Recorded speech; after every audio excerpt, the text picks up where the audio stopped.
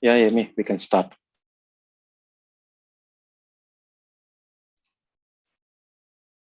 Good afternoon to everybody. I am Ami Thakkar from Shimadzu, your host for the event.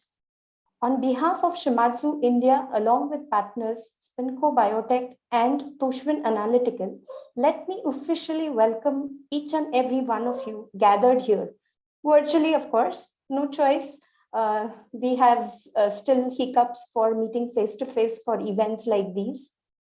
So here we bring you a webinar uh, which focuses on comprehensive solutions for honey analysis. Honey is a byproduct of a flower nectar that honeybees make in form of a golden brown syrupy liquid. The smell, the color, taste of honey is based on the flowers it is made from, and uh, and that's why it has countless varieties that are available. It is used both as food as well as medicine since ancient times. Human use of honey can be traced to almost like about 8,000 years or so. It is also depicted in the Stone Age paintings. So, what is honey exactly? Honey is primarily composed of sugar, provides small amounts of vitamins, minerals, making it a rich uh, source of nutrients. Of course, it originates from the plant compounds with a lot of additives from our honeybees. It contains a number of antioxidants, phenolic acids, flavonoids. It's such a rich natural product that honey almost is topping the list of superfoods that are listed nowadays. It is believed to have tremendous benefits, of course, even therapeutic effects. And that's why honey is such popular in home remedies and also in alternative medicine treatments. However, the quality of honey can be compromised in a number of ways. Hence, honey testing is very critical.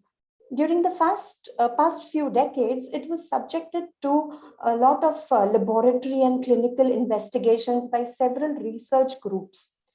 A lot of regulations also have come in place and have been highlighted by all regulatory food authorities in various nations and countries, and a lot of regulations and compliances are coming into force.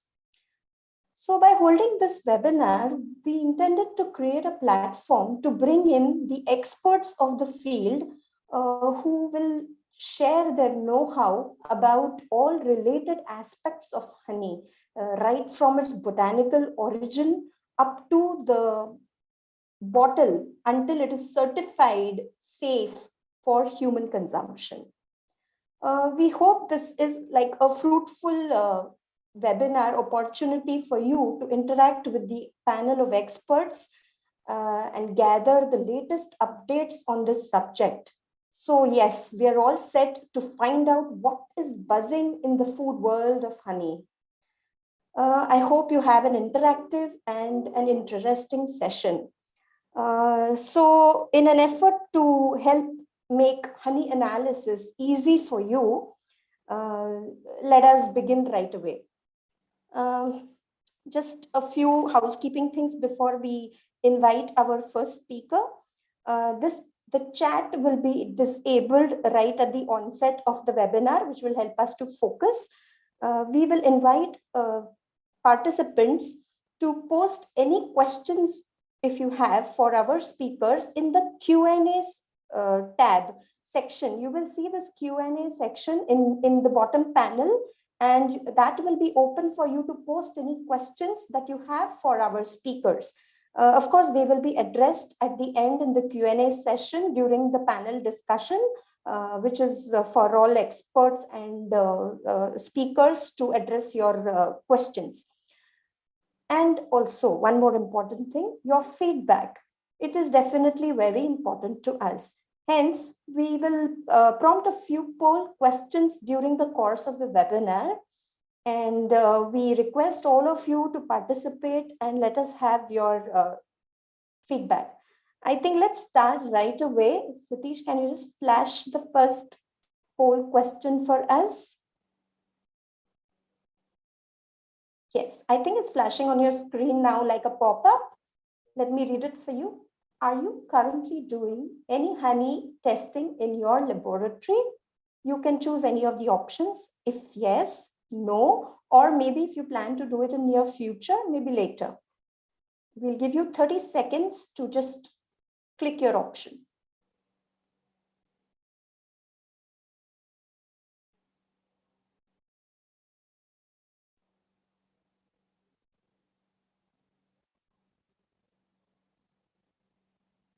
Yeah, another 2 more, probably another 5 more seconds.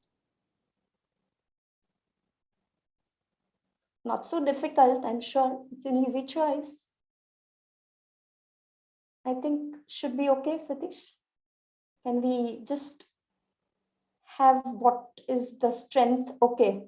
So about 23% of you out of the total participants currently are doing the honey analysis, and 37% no, and 40% are looking forward to doing it in the near future.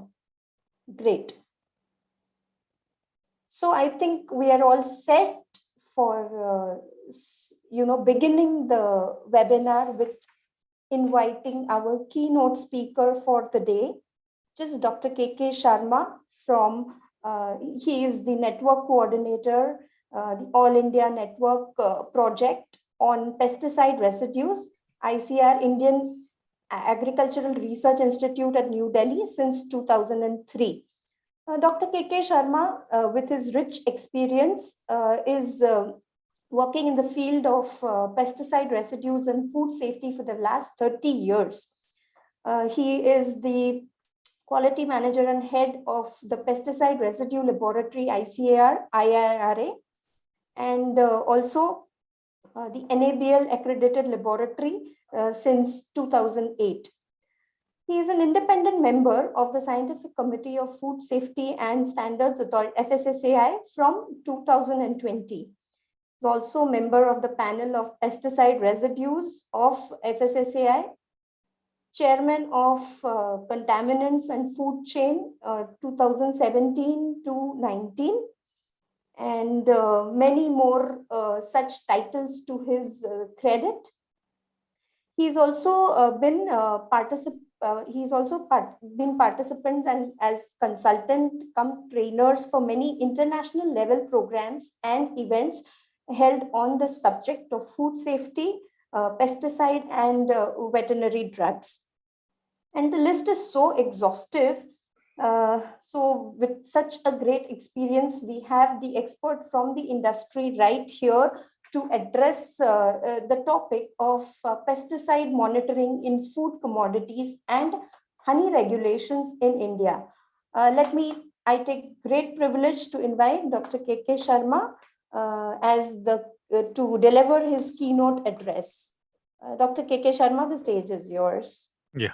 Thank you, Ms. Amy, and good afternoon to all of you. I'll start my short presentation.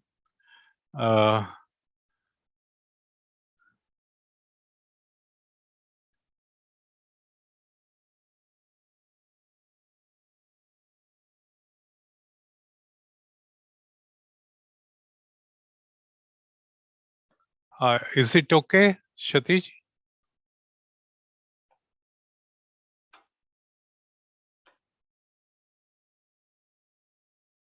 Start from my first slide, slide number 1.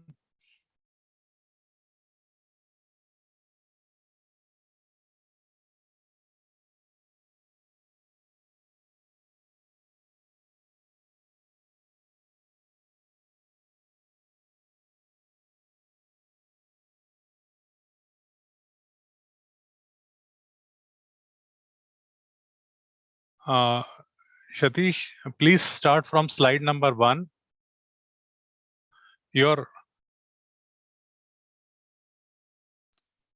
So I'm just trying to put it on screen mode. Okay.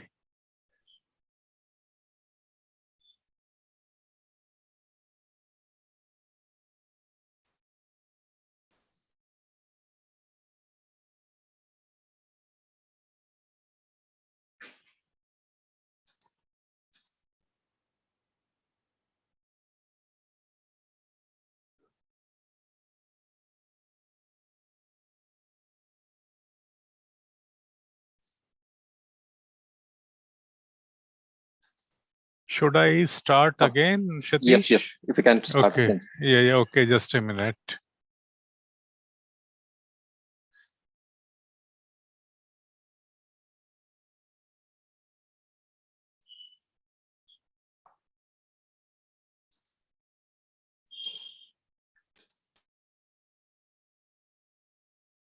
So, Doctor, if you can press this slideshow. Okay.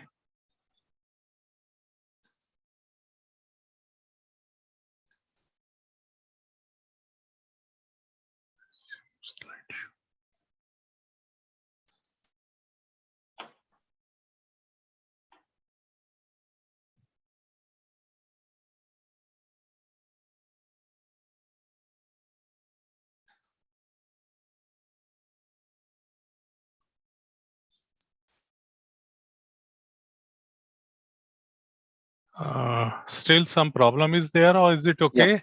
We can continue like this, sir.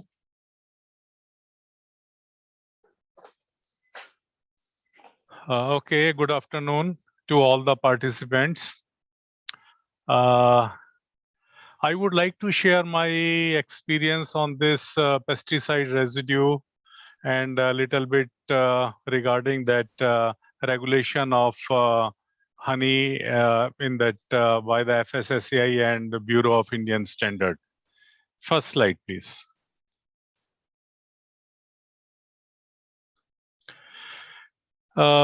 Since the pesticides are, very important part for that agriculture production and plant protection, and that pesticides are used in that during that field condition, during storage and during transportation, and that traces of the pesticides, which is a matter of concern for the consumer safety and for the export of food commodities or that import of food commodities or to the consumer. So keeping in this importance for the consumer safety, that Ministry of Agriculture and Cooperation initiated that national level scheme monitoring of pesticide residue at national level. And this scheme was initiated at about 17 years back in 2005 and 2006.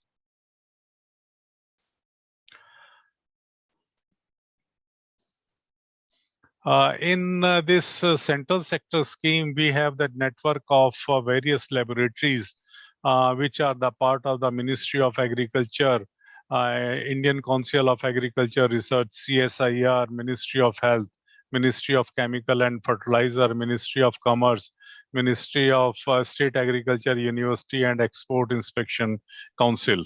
Next slide, please. Previous slide, there is a list of the labs. Yes, these are the laboratory which are located in different part of the country.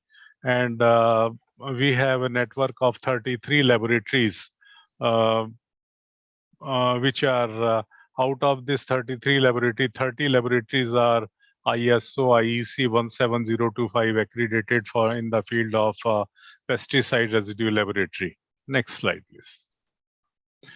You can see that location of this laboratory across the country, since India is a huge geographical area, and that sample has to be collected from the different part of the country, and they are tested in that collected from different part and transported to the laboratory where the sample are tested for the presence of pesticide residue. Next slide, please. These are that important commodity which has been collected and tested in our laboratory. Important vegetable which are grown throughout the country and throughout the year, and important fruits like apple, grapes, banana, rice from public distribution system, wheat, pulses, milk, fish, marine product, meat and meat product, spices, red chili, curry leaves, tea and water. Next slide. In our monitoring study, these are the results which during the last 12 to 13 years, total of 2,41,000 samples of various food commodities they were collected, and the residues about the prescribed maximum residue limit, notified by the Food Safety Standard Authority of India, 2.3% sample, the residue were detected above that maximum residue limit. Next slide.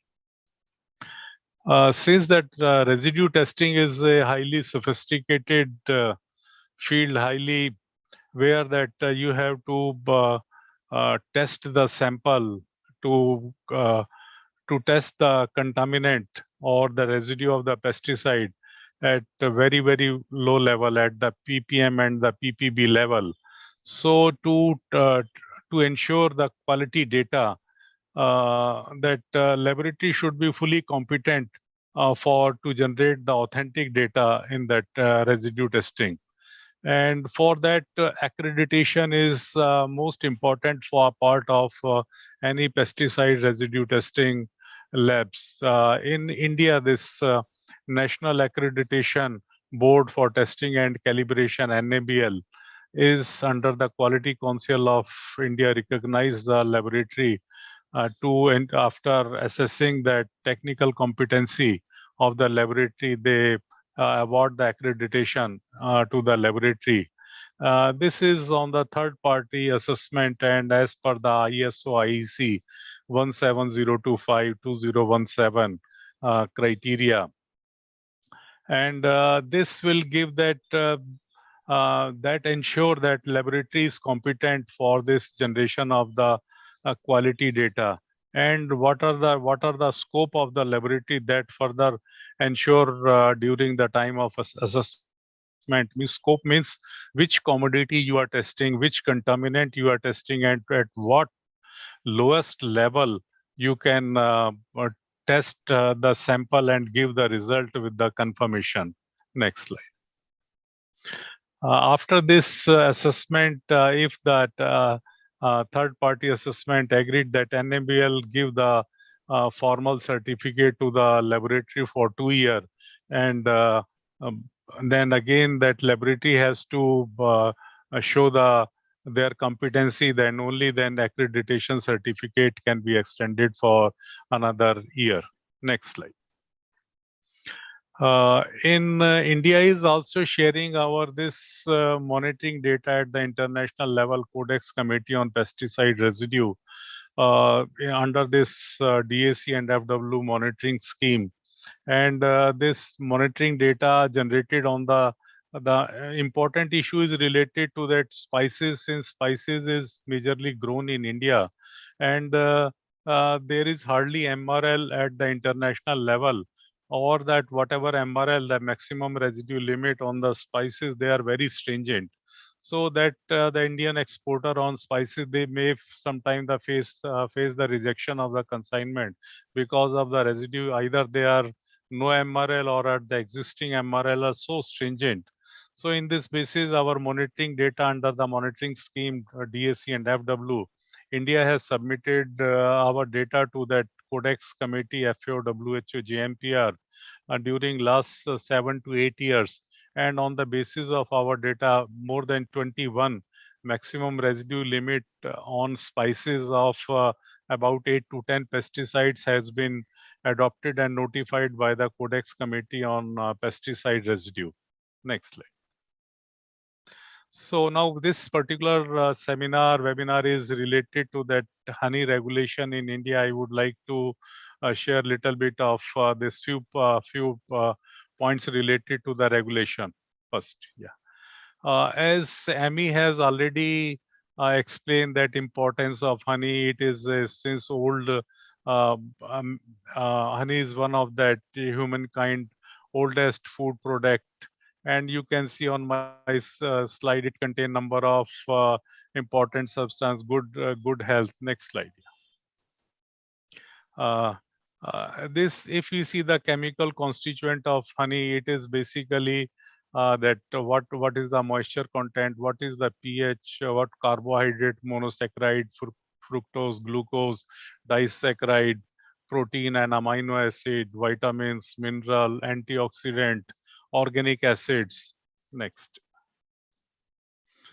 The type of honey already explained, Amy, that blossom honey or nectar honey, honeydew honey, or comb honey or chunk honey, cut comb in honey.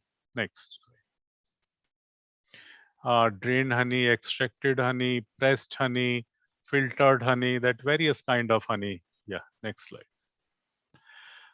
These are that Indian standard which was notified in 1994 and reaffirmed in 2002, as per the Indian standard, the specific gravity, moisture, sugar, sucrose, fructose, ash, acidity, HMF, total count of pollen, optical density, etc. These are that three different special grade, A grade, standard grade, three grades that the parameters are notified by Indian standard. Next. These are the standard notified by the FSSAI in 2020. There are 17 different parameters.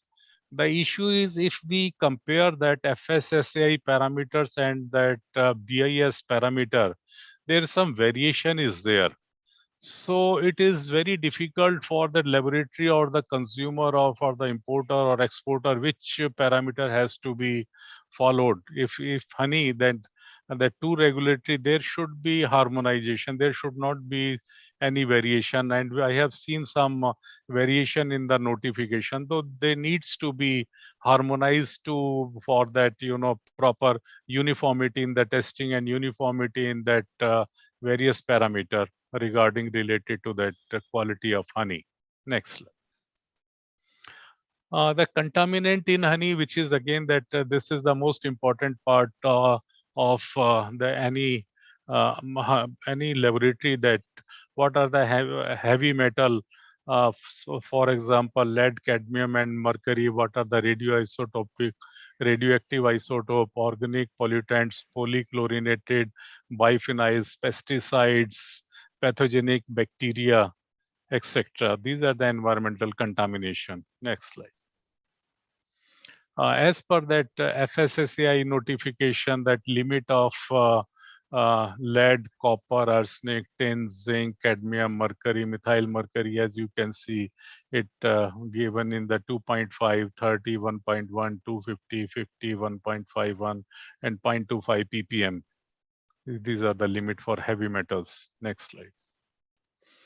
These are that MRL of antibiotic in honey, because that antibiotic are used on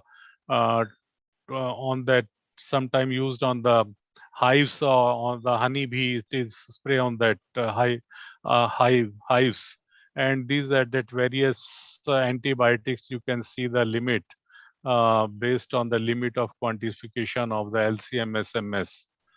Various limits are given in ppb, microgram per kg. Next slide. So adulteration is again is a matter of concern, and for this next slide, yeah. Adulteration in honey, whether C3 and C4 sugar, adulteration with corn syrup, adulteration with cane sugar, adulteration with rice syrup, adulteration with beet sugar, adulteration using sulfite ammonia, caramel. Next slide. And what are the equipment used for this to test this detection technique for GCMS, MS, GCMS and LCMS, MS? High performance ion exchange chromatography with pulsed detection, near infrared spectroscopy, NIRS, FTIR, ATR, LCIRMS, liquid chromatography coupled with isotope radio mass spectroscopy, or MECK, or NMR 1D and 2D. These are the equipments which are used for this detection of contaminant in honey. Next slide.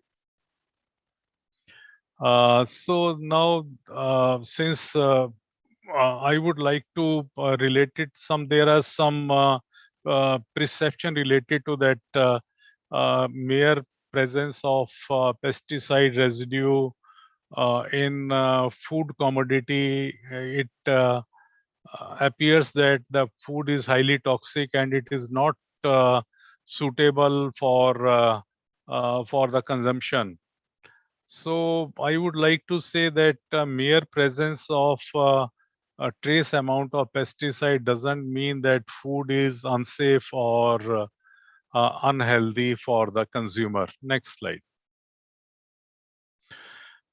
If some residues are there, or if the residue is above the maximum residue limit, it means that farmers has used does not follow the package of practices or good agriculture practices, or maybe due to that different environmental condition, or that maybe that the residue at the time of harvest may be more than that the maximum residue limit in food commodity.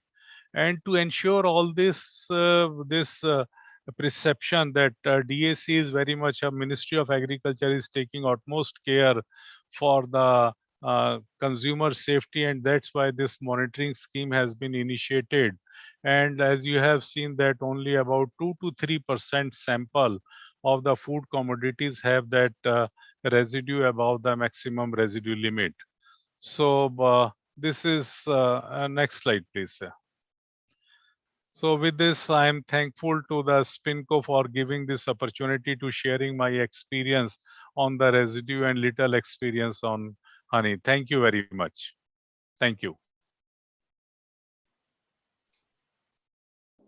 Thank you so much, Dr. KK Sharma, for enlightening us with the latest updates about honey analysis, regulations, compliance. Members from the industry always look upon guidelines from the regulatory bodies to ensure the quality testing, especially for adulterants, pesticides, and other toxic substances, as Dr. KK Sharma has shared with us. Oh, thank you very much, Dr. KK Sharma. Thank you. Yeah. So before we move on and invite our next speaker, let's have one more poll question. Satish, can you flash it for us, please? Yes. Not very difficult. What is the most challenging area of concern in your honey testing? Is it sample preparation? Is it low detection limits or sensitivity, or data processing? Which is the most challenging area for you? You can select your option. We have 30 seconds for this poll time.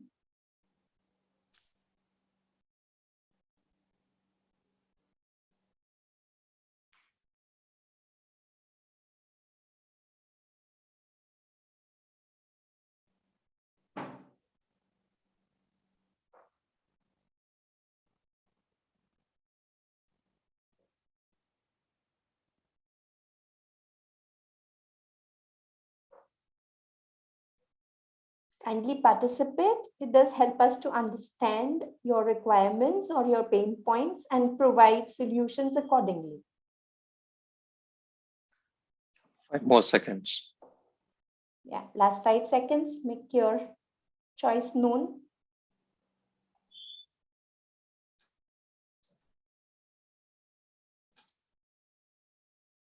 Yeah, here are the poll results. Sample preparation is the challenge point for 39%, and low detection limits and sensitivity is for a majority of 53% of the participants here. And data processing seems not such a big challenge, but I'm sure the challenges, whatever are prevailing, can be addressed. So, okay, let's see how we can address this and get more technical in terms of honey analysis. To take it forward, let me invite our next speaker, Dr. Jitendra Kelkar. He will take us through the entire analytical workflow for honey analysis, right from beehive to the bottle. To introduce Dr. Kelkar holds a doctorate in chemistry from the University of Mumbai since 2001, has been many international and national paper publications on his name. He has delivered many talks in international level conferences. He has been working and has great experience in analysis of pesticides, agrochemicals, flavor and fragrances, such kind of industries before he joined Shimadzu. He has been instrumental in establishing and implementing various certifications like the ISO, NABL, HACCP, FTA, Halal, Kosher, etc. Major expertise are on analytical method development and validations using various techniques like spectroscopy, chromatography, mass spectrometry, and other such techniques. He has large experience in revolving around the technical issues related to method development and validation. Currently, he heads the Shimadzu Analytical India's Customer Support Center in the capacity of General Manager and is responsible for overall India customer support. Dr. Kelkar, all yours. Yeah, thank you very much, Amazon, for such a very exhaustive introduction. Welcome all of you again, and good afternoon. First of all, I would like to thank Dr. K.K. Sharma ji. He has given almost a very good information about whatever happening in India about the food testing and residual pesticide monitoring, and which is very important and most challenging task to do.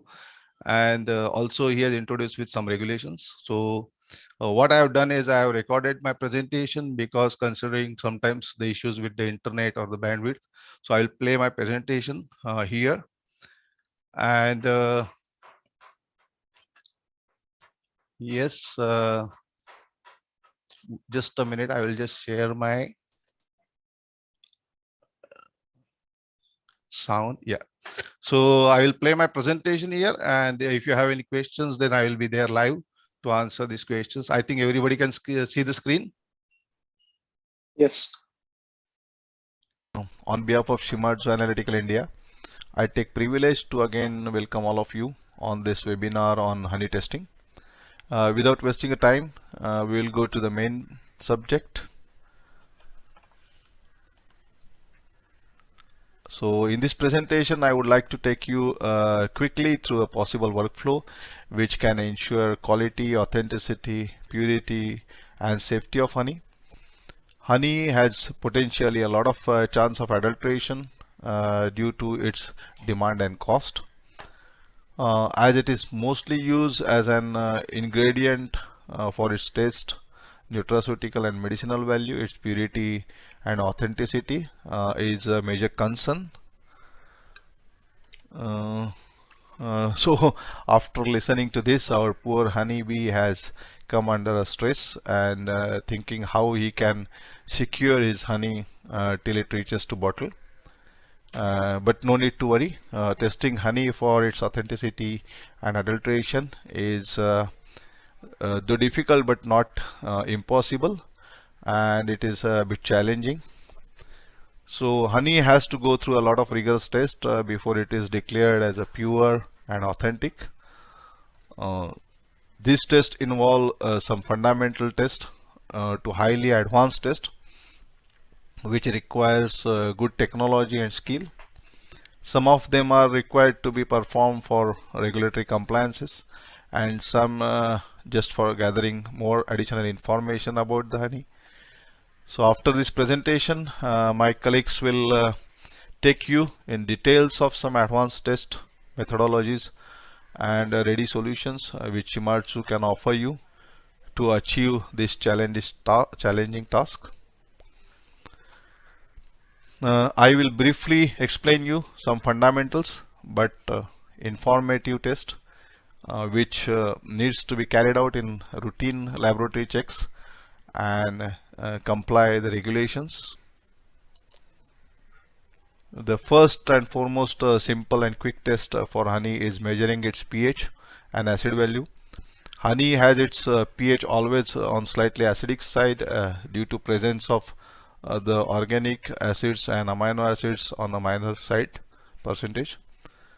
Because of improper storage, tropical conditions, or adulteration, the pH can show sometimes lower values than expected range.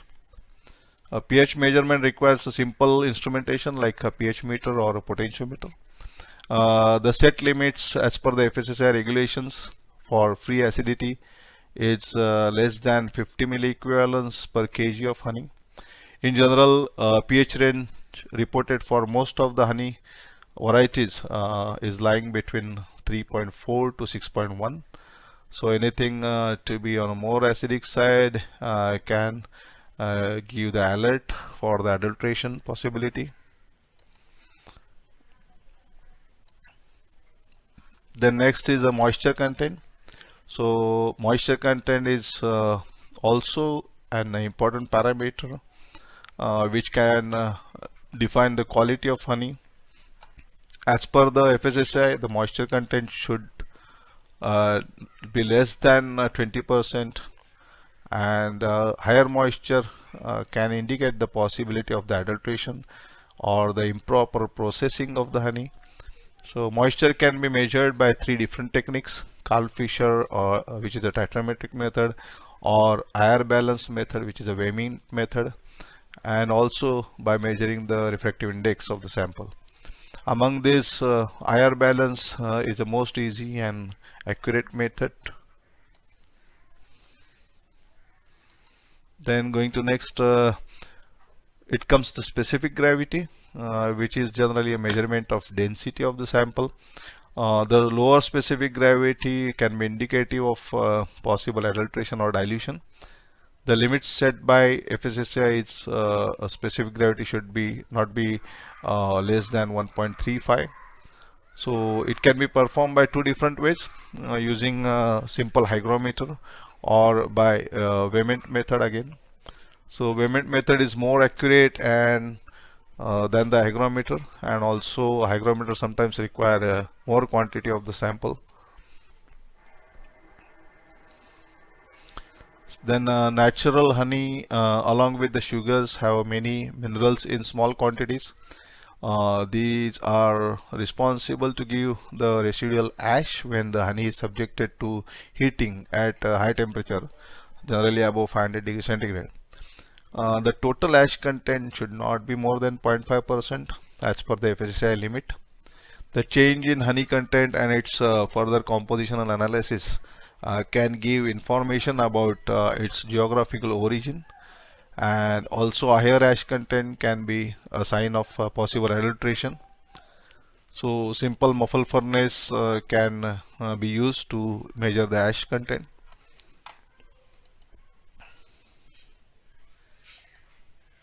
Honeybees are always carrying the pollen along with them when they collect nectar from flowers of the plant. So presence of pollen can give a better idea about the authenticity and the botanical source of origin honey.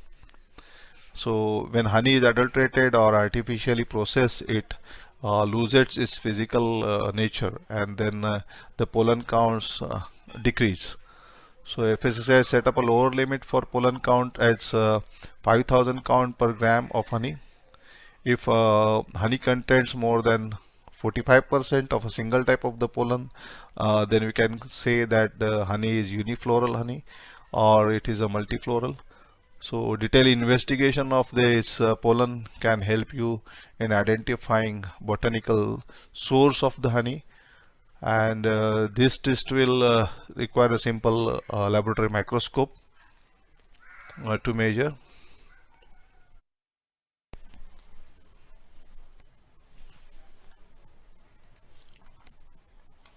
So the presence of amino acids, organic acids and minerals in honey, they can exhibit an electrical conductivity in honey.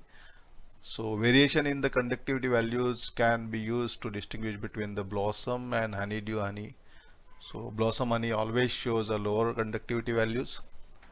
FSSAI has set up a specification which is the conductivity should be less than 0.8 millisiemens per centimeter. Also when this conductivity is compared, or variation in the conductivity is compared along with the pH values, then they can indicate the possibility of the adulteration.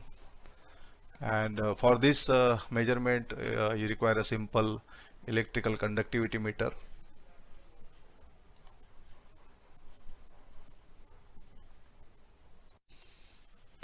Then, as you know, the major part of honey is made up of the glucose, fructose, and some amount of sucrose, and along with the other carbohydrates and minerals and phenolic contents and phenylamines and other things. So measurement of total reducing sugar can give a good idea about the quality and the purity of the honey. So this should be further but complemented by direct measurement of glucose and fructose and their ratios using chromatography. Total reducing sugars can be measured by classical titrometric methods. FSSAI specification for total reducing sugar is minimum 65% to rule out the possibility of the adulteration.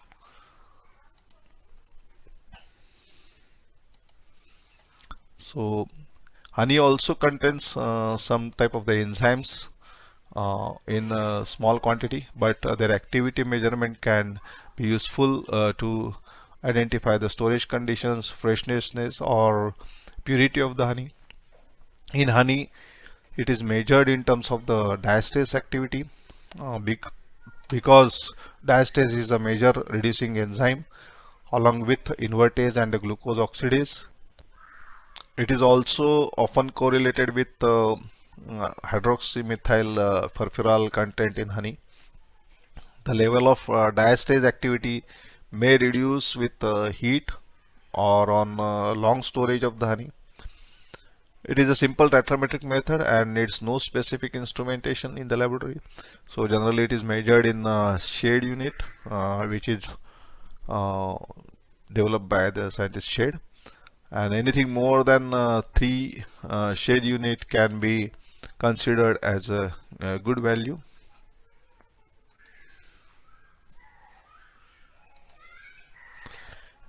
Then sugars being a major constituent in honey, an optical rotation measurement can give very good information about qualitative differences in honey varieties. For example, honeydew honey shows dextro rotation, while the nectar honey shows the levo rotation. Change in degree of rotation also can help you to give a better information about a botanical source of the honey or the blends. This test is additional test, so it has no regulations, just to check the quality. So this requires a simple polarimeter to measure the optical rotation.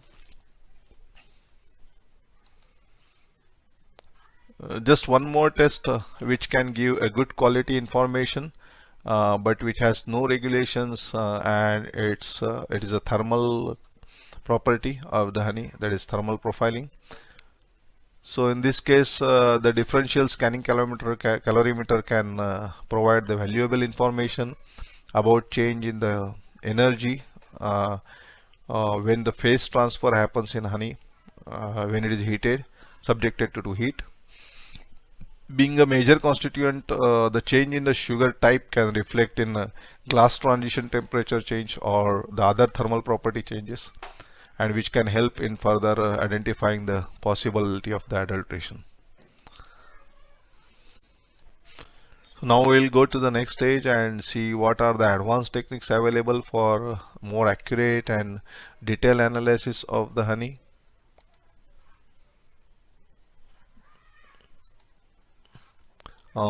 As said earlier, the glucose, fructose and sucrose constitutes around 70% of the honey sugars, so their detailed profiling and confirmation becomes necessary.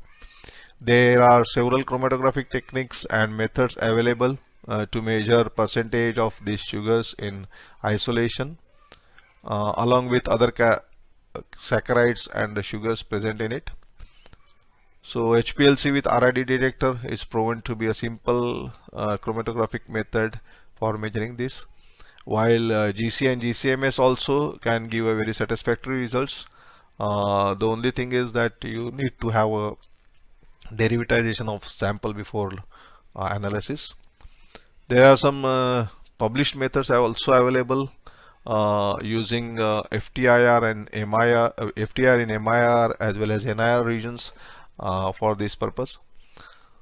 FSSAI has set the limits for sucrose to maximum 5% along with the fructose to glucose ratio between 0.95 to 1.5. The change in these values can flag towards the possibility of the adulteration.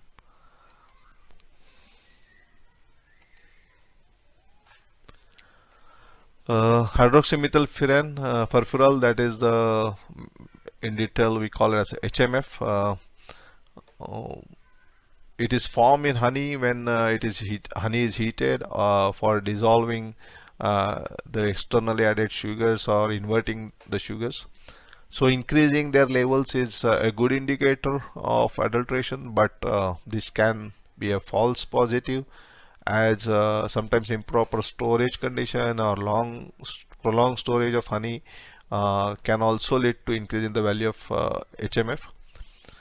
So the results are always to be correlated with other values like enzymatic activity or proline content in honey. There are multiple chromatographic techniques like HPLC, GCFID, GCMS are available, which can measure the HMF in honey. There is a classical way of measurement also available using the Fehés solution, which involves the development of the red color when it is treated with resorcinol hydrochloride. But chromatography gives the more accurate and reliable results for quantitation.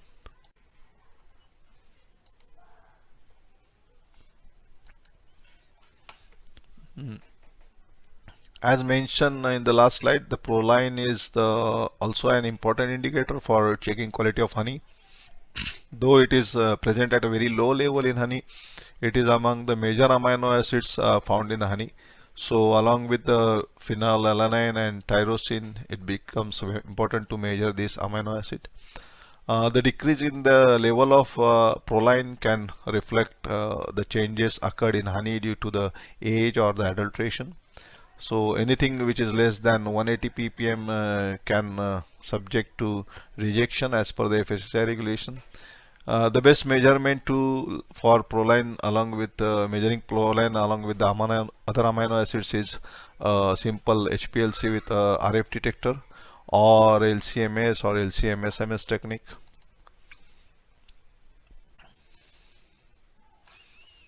Then honey contains sugar generally from C3 plant, that is C3 pathway.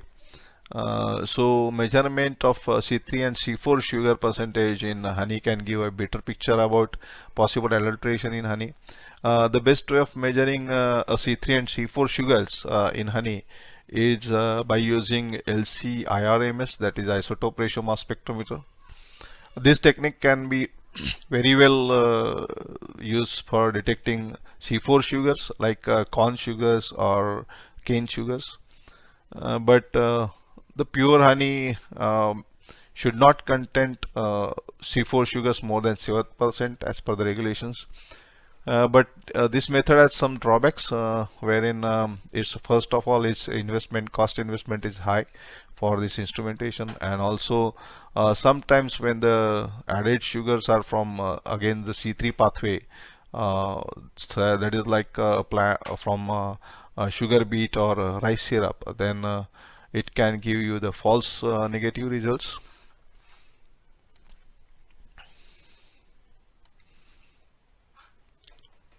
In such cases, the best way is to identify or screen for the markers coming from such sources. So for this, LC-QTOF or LC-MS-MS or GCMS or and the NMR are the various better techniques to be used. For known marker screening like maltose, maltotriose, or 2-acetylfuran 3-glycopyranoside, that is AFGP, which is coming from rice syrup, or chlorogenic and ellagic acids, which are generally coming from acacia or rapeseed honey, and other phenolic compounds which can be analyzed by simple HPLC with RID, PDA or ECD detector. but sometimes the dry and tri polysaccharides also can be done by GCMS or GCFID. For unknown markers screening, we can use high resolution mass spectrometers like LC-QTOF. As a confirmatory tool, we can use two-dimensional NMR spectroscopy.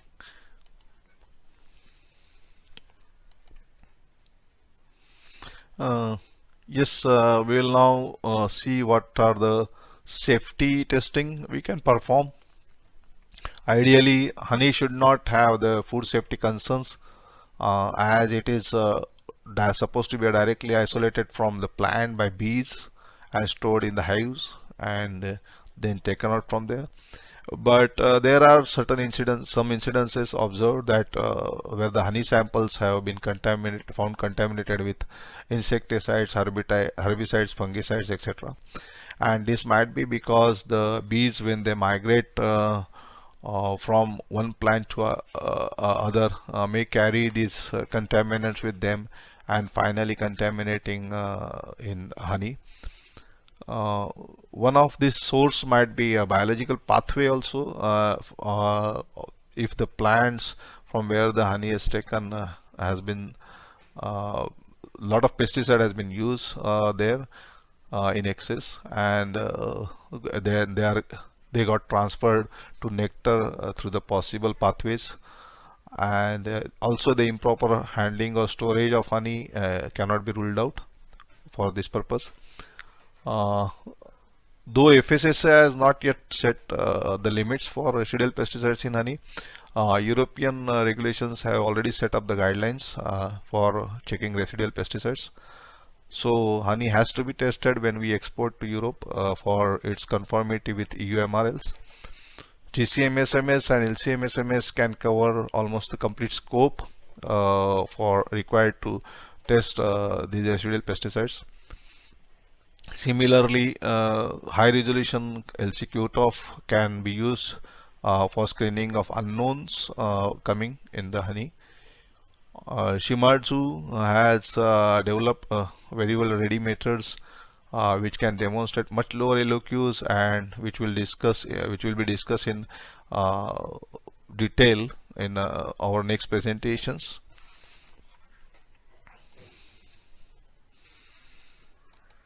Then coming next to the antibiotics. The antibiotics are generally used for controlling bee brood diseases, and so that's tetracycline, chloramphenicol, sulfonamides, and streptomycins are some of the major drugs among these. So these antibiotics can cause harm to human health if consumed on regular basis. So FSSAI and European regulations have set up the defined control lines for these residual antibiotics in honey. LCMSMS can cover complete scope of antibiotic testing in honey, and they are most reliable and sensitive methods. So coming next presentation, I will give you the details of this also, how the honey antibiotic can be tested in honey by using LCMSMS.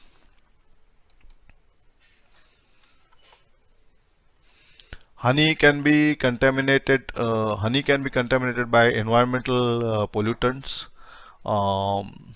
if the region where the bee farming has been done, or where it is extracted or processed or stored, is polluted with these contaminants. Many times the honey found to be having presence of some of these pollutants, depending on the detection and level to be quantified. There are various chromatographic and elemental techniques also available. So Shimadzu has a very good analytical solution for this, using its best-in-class ultra-fast mass spectrometers, and which can cover almost complete range of this type of the contaminants to be analyzed in honey.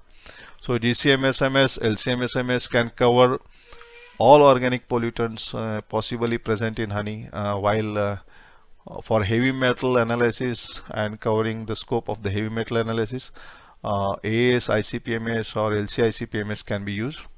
It depending on the type of the element and the required detection limits. Codex Alimentarius has set up some limits for heavy metals to be analyzed in honey.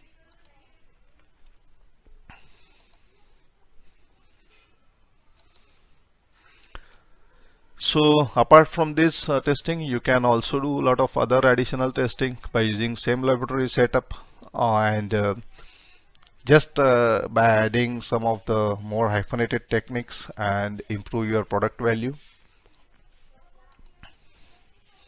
So we can identify and quantify presence of vitamins, various vitamins or anthocyanins and other phenolic compounds which have their own nutraceutical or medicinal values by using GCM-SMS, LCM-SMS and LC-Q-TOF, which are the regular laboratory setup instruments. And flavor and aroma from honey also can be analyzed by using hyphenated techniques like Headspace GCMS or comprehensive GCMS systems, and the variation found in different aroma compounds can also help in understanding the botanical origin or the geographical origin from where the honey has come.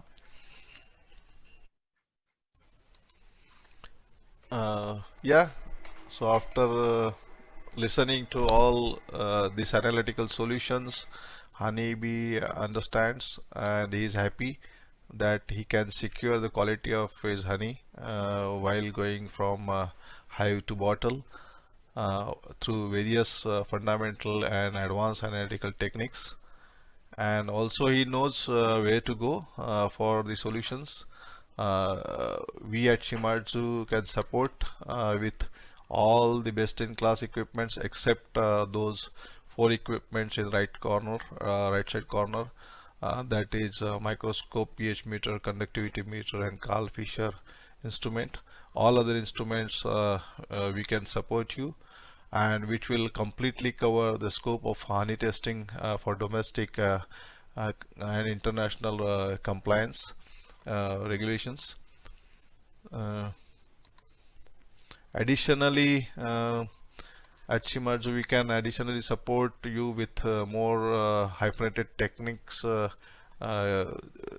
which are like Headspace or comprehensive GC, that is GC by GCMS, and then LC-ICP-MS or electronic nodes and 2D LCs and other things which can help you in doing further research in honey testing and also add value to your product by studying the aroma and volatile compounds and anthocyanins and flavonoids and other components in your honey, and this will obviously give you a good value to your product. So thank you. Basically I would like to say thank you for being there and listening to my presentation patiently. So in this pandemic situation, I will suggest you don't forget to wear your mask, specifically when you are not eating or testing any honey. So stay safe, take most care of yourself. Thank you very much.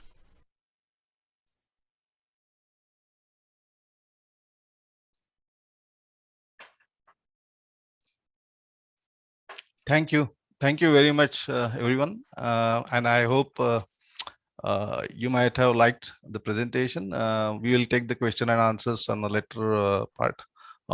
There is a separate session for it. So, Amy, it's over to you now.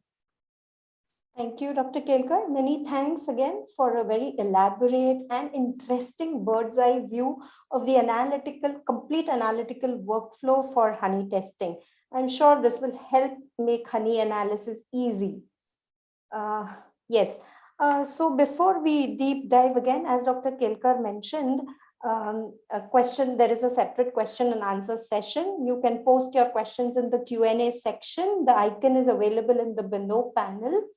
And I'm sure many of the questions that you are currently posting will get addressed once you listen through what our speakers have to say, who will enlighten us for the various techniques, analytical techniques available for honey analysis. Yes. So before again inviting the speaker, let's have a poll question, quick one. Yes. Yes. So what is going into deep into technology? What is the technology that you're currently using for honey testing? Is it HPLC, LCMS or MSMS?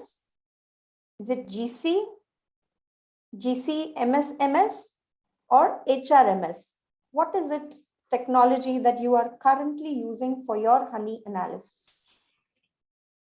Let us know your choice. Select, click the option and you'll be done. And if you are using multiple technologies, this option is available to select multiple options.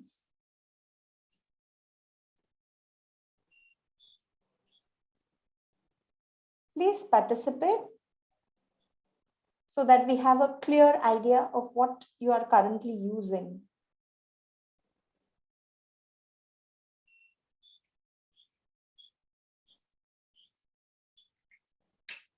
Yeah, last 5 seconds.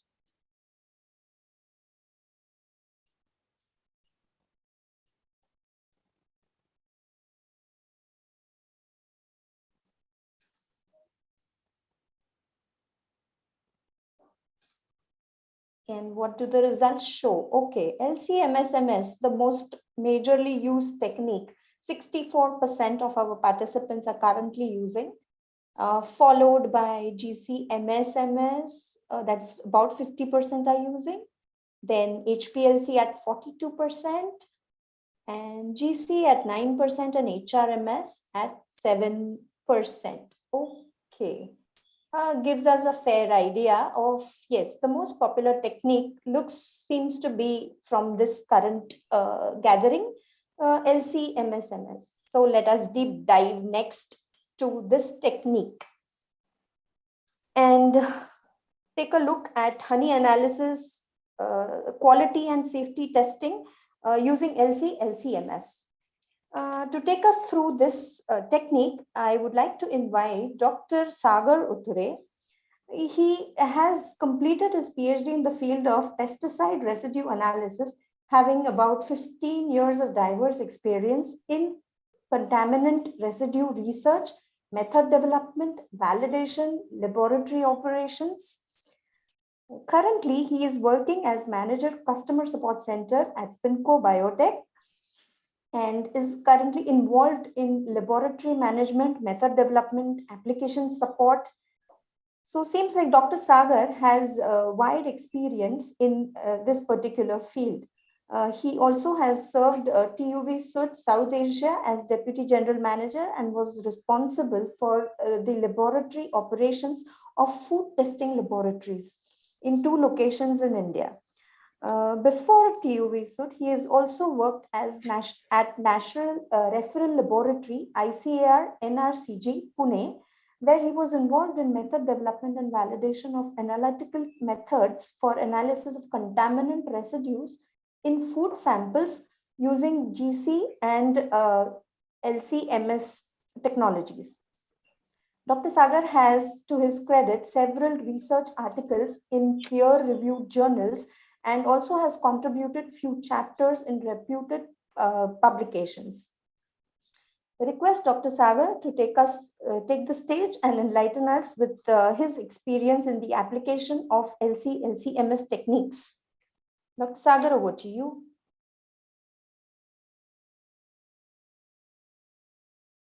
Unmute. Good afternoon. Yeah, good afternoon, everyone.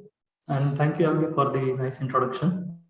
Thank you, Dr. K.K. Sharma, sir, and Dr. Kelkar for their knowledgeable and insightful views about pesticide residues and honey regulations, and also taking us through testing workflows in their previous sessions. Now, I will be covering a few details about quality and safety testing of honey using HPLC and LC-MS techniques. So during the presentation, some brief about status of honey in India and few regulatory aspects related to contaminants in honey will be discussed. Then the requirement of LCMS for pesticide and antibiotic testing will be discussed. Further, the basic workflow of residue analysis and some information about steps which we have to consider during method validation for residue analysis will be discussed. Later, some applications related to pesticide testing, antibiotic testing, and sugar profile will be shown. So there are certain regulatory regulations are available in domestic and international regulations, and they are defining quality and safety aspects of honey. So if you see, FSSAI has clearly defined honey as natural sweet substance produced by honeybees from the nectar of plants. This is the simple definition of honey. And some of the reports have shown that Indian apiculture market has shown very strong growth over the last 5 to 7 years. And it is estimated as Indian agriculture market may reach value of around 30,000 million rupees in coming 2 to 3 years. The factors which can contribute to this growth are basically the possibility of increasing per capita consumption of honey, as currently it is significantly low compared to other countries. The second point which can contribute to this growth is honey is used as major ingredient or key ingredient in Ayurvedic and pharmaceutical products. Moreover, it's used in food industry, basically in case of bakery products, confectionery or breakfast cereals, jams is increasing in the coming days. So when we see growth of the honey, one side we are talking about growth, but the other side there are certain reports which are coming into news media regarding quality or safety aspects. Here are some news clippings which shows the concerns over quality of honey or presence of antibiotic and pesticide residues in honey. And these things can be considered as threat for the growth of the honey market, and also it can be considered as a safety concern for consumption.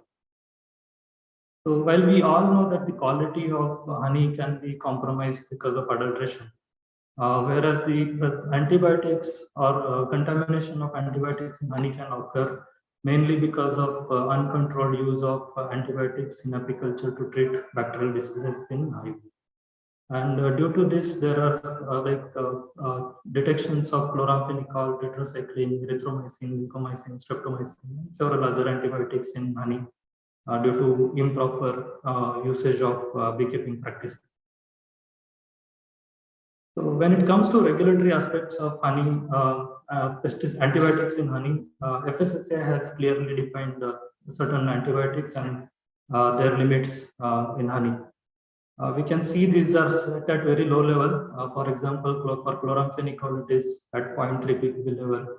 For nitrofuran and its metabolites, it is 0.5 ppb level. And for others, compounds like sulfonamides, streptomycin, tetracyclines, it is 5 ppb.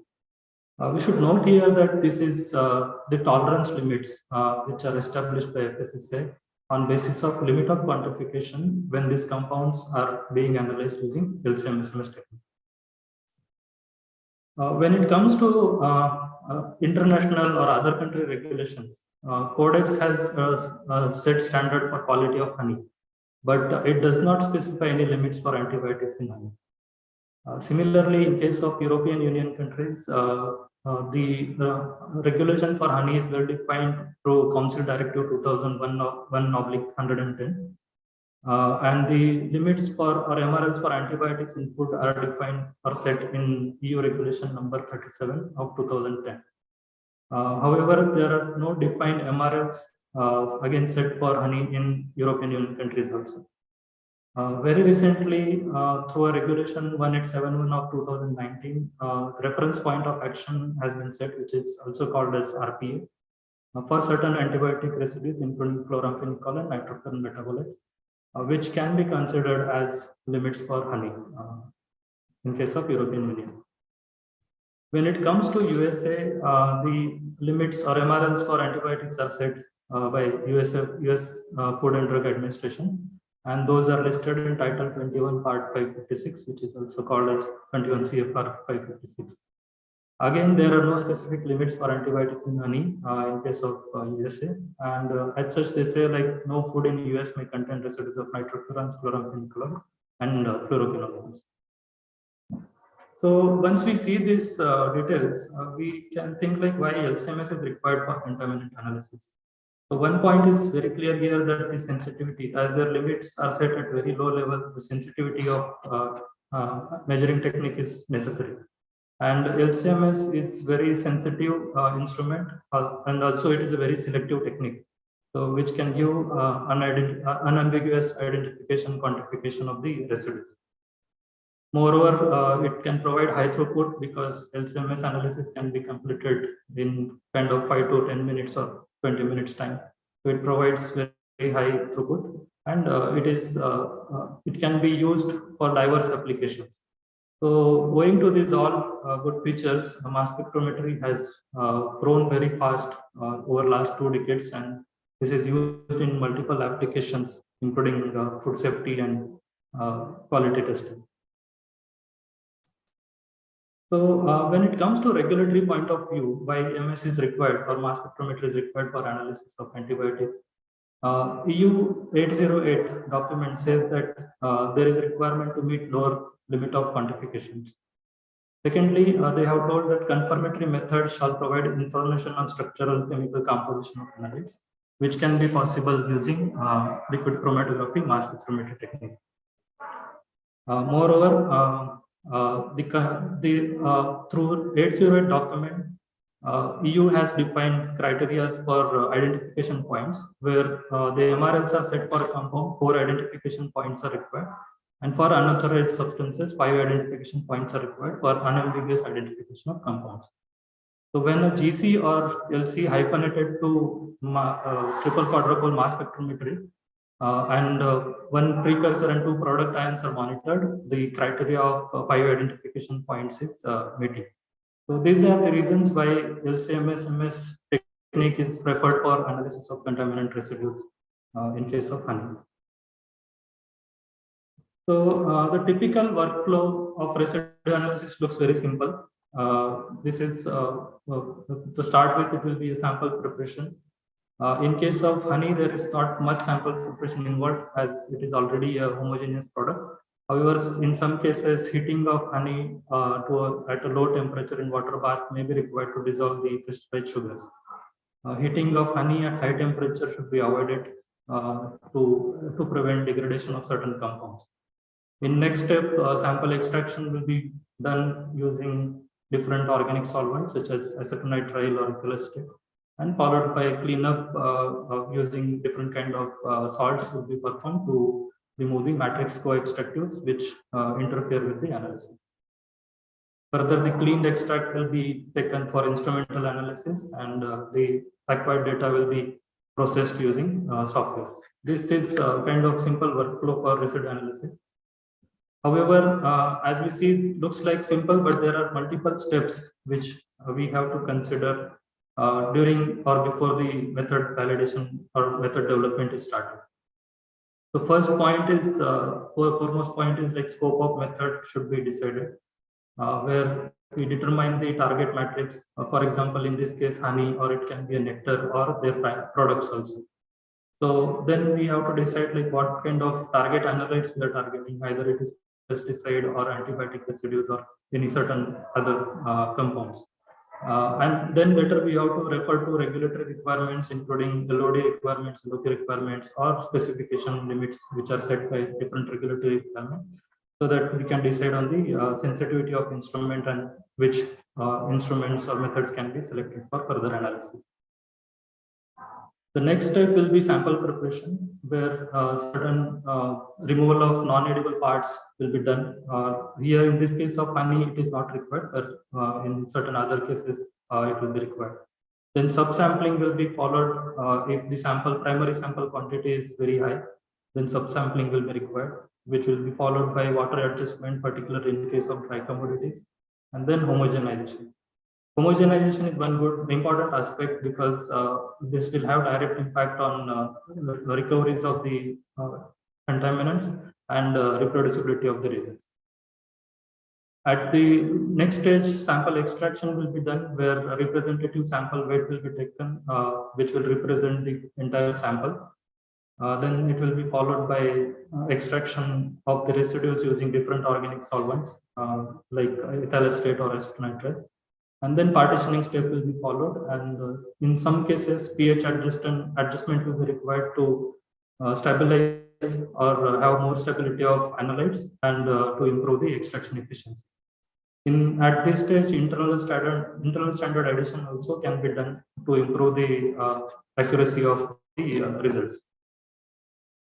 In the next stage, the extracts will be subjected to cleanup to remove the unwanted matrix co-extractants.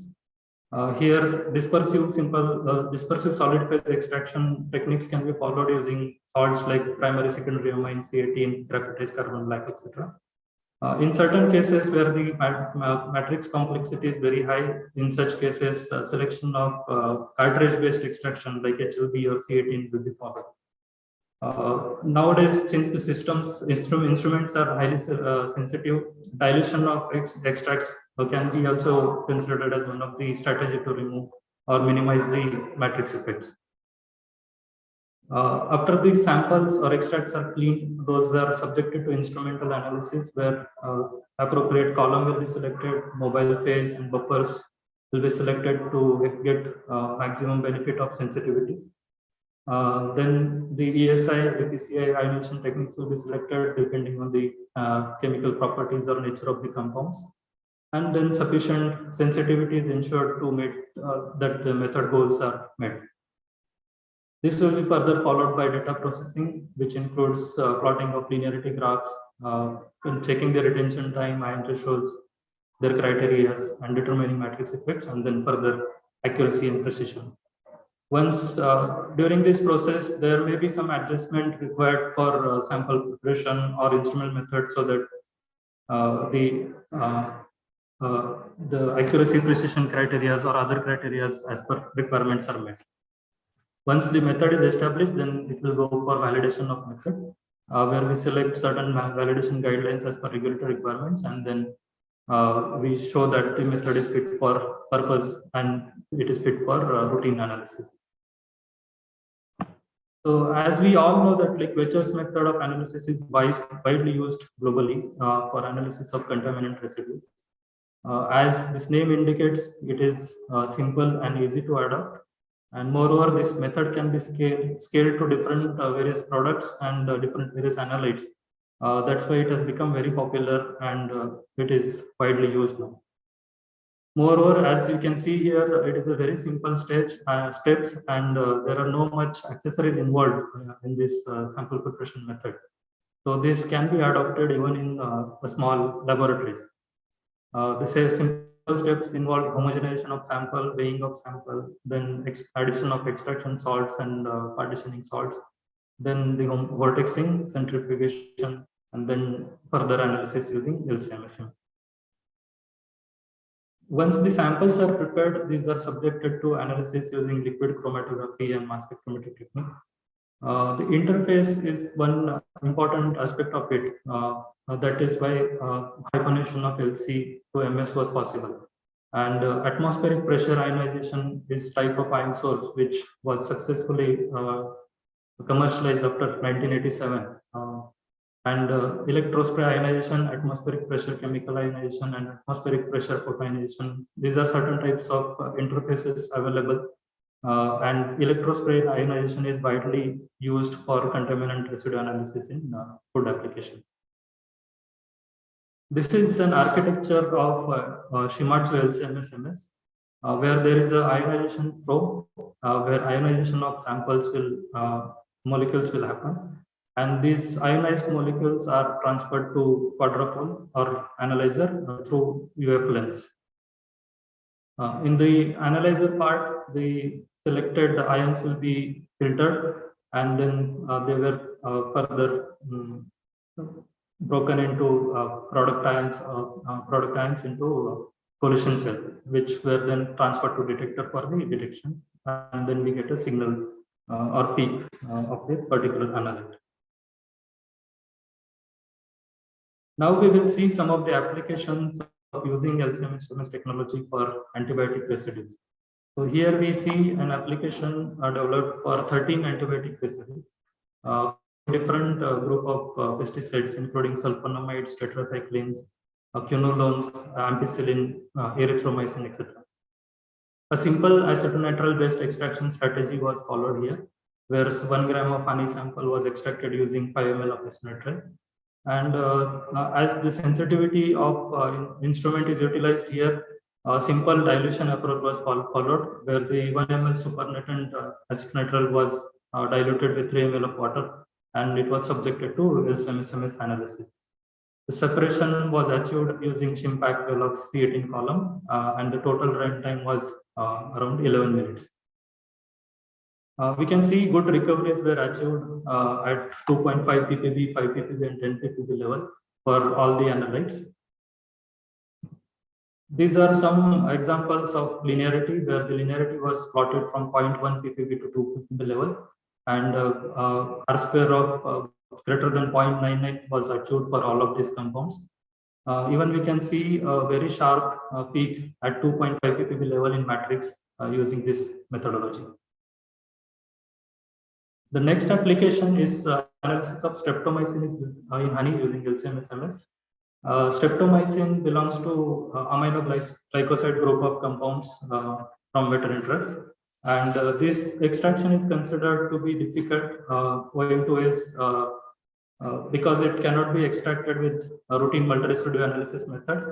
Also, the peak retention and peak shape is a concern during chromatographic analysis. So here, EDTA-based extraction buffer was used for extraction of streptomycin from honey. And since the aqueous extract was obtained, it contained large co-extractives also, sugary co-extractives. So HLB cartridge cleanup-based approach was used for cleanup of the residue, cleanup of the or removal of the co-extractive. And further, it was analyzed using C18 column. And as you can see here, HFBA was used as ion pair reagent in mobile phase to have better retention and chromatographic peak shape. So here we can see that with this approach, we could get a very sharp peak at around 3.2 minutes. This is the linearity plot, where we can see the linearity was plotted from 0.5 ppb to 20 ppb level. And the recoveries were calculated at 2 ppb and 5 ppb level, and recoveries obtained were within 70 to 112%, with RSD less than 13%. This is the next example of multi-residue pesticide analysis in honey using LC-MS. In this example, we can see there are 240 pesticides residues analyzed in a single method. Here, ethyl acetate was used as an extraction solvent, as ethyl acetate is relatively non-polar, and it will have less co-extractives compared to acetonitrile. So ethyl acetate-based approach was followed for extraction of residue. Here, the cleanup was achieved using 50 milligram of primary secondary amine, and the chromatographic analysis was done using Shimpack XR ODS column. The total runtime was less than 20 minutes. We can see a nice separation of 242 pesticides using this methodology. The recoveries were calculated at 5 ppb, 10 ppb, and 20 ppb level, and we can see most of the for most of the pesticides, the recoveries were within 70 to 120% recovery. And whereas certain pesticides were outside this recovery range, but still those were quantified with repeatability of less than 20%, meeting the acceptance criteria. Here are certain examples of linearity, where linearity was plotted from 0.2 ppb to 20 ppb, and we can see a good linearity with R square of 0.99 for all the compounds. These are some more examples of linearity, and here we should note that fipronil and butyrimide, these are two compounds which are eluting almost at same retention time of 9.8 minutes. Fipronil is analyzed in ESI negative mode, whereas butyrimide is analyzed in ESI positive mode.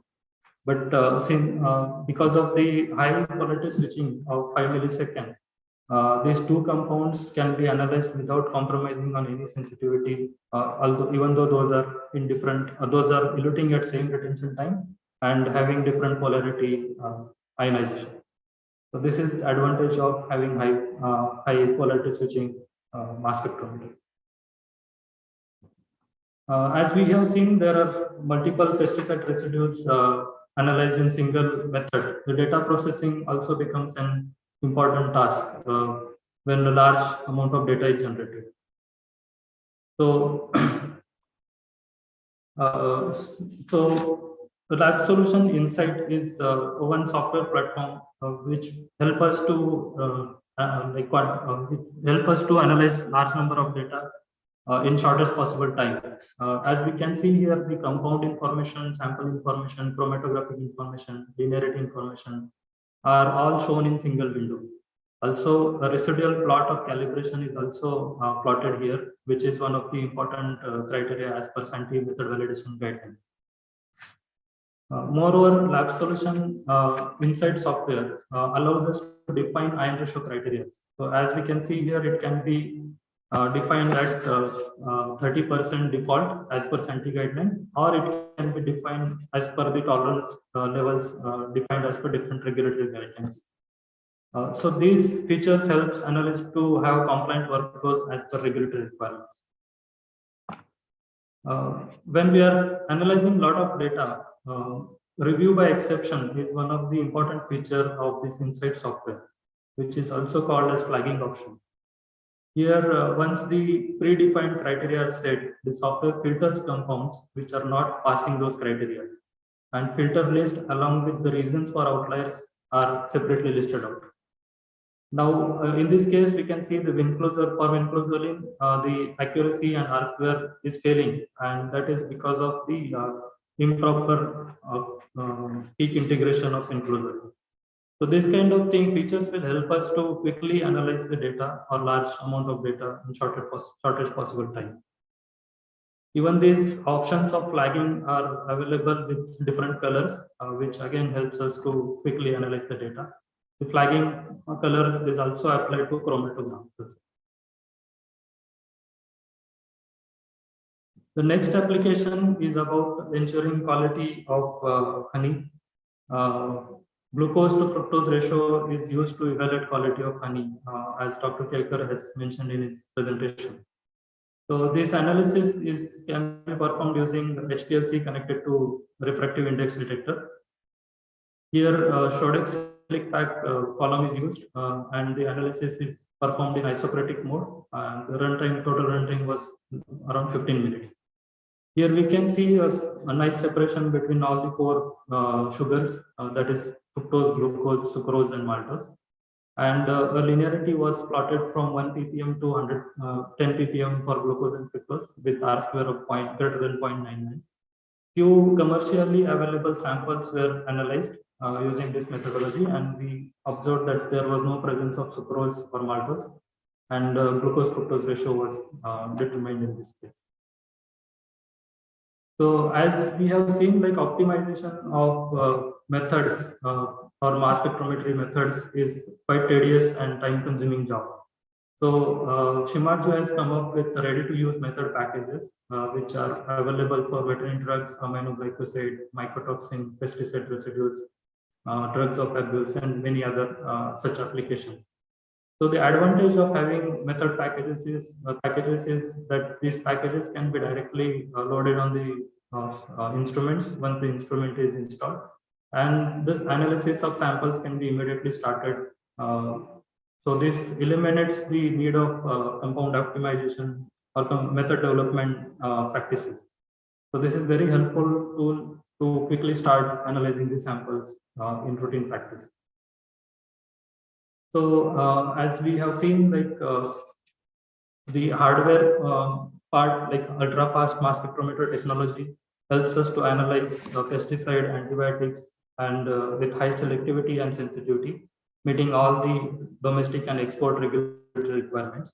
Lab Solution Insight software provides an easy way of data processing along with meeting regulatory requirements.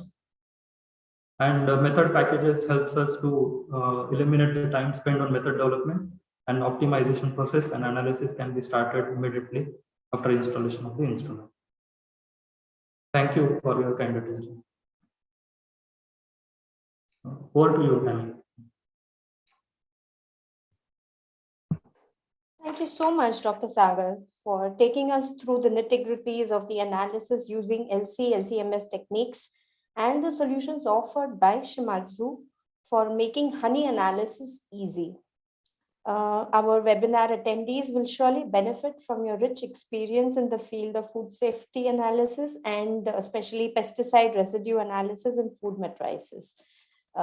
Thank you very much.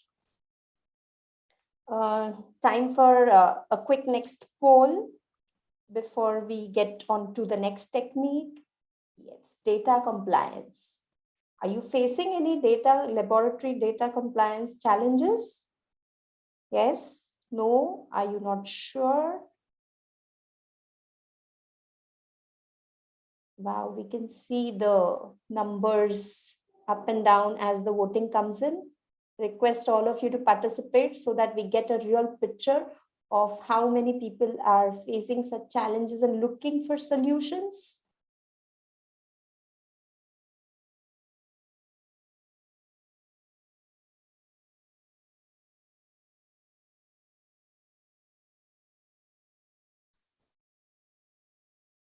I see almost half the people are responding to the polls. I'm sure we can do better.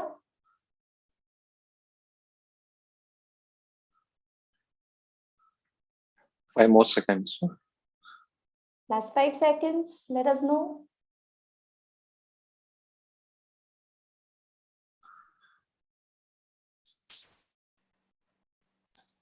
Yes, and the results show, okay, about 40% are facing this issue and about 38% are not sure, and the others are quite sorted and are able to handle data compliance. That is great, but I'm sure in the next presentations, you might find solutions for those who are facing such challenge, how we can handle them better. Great.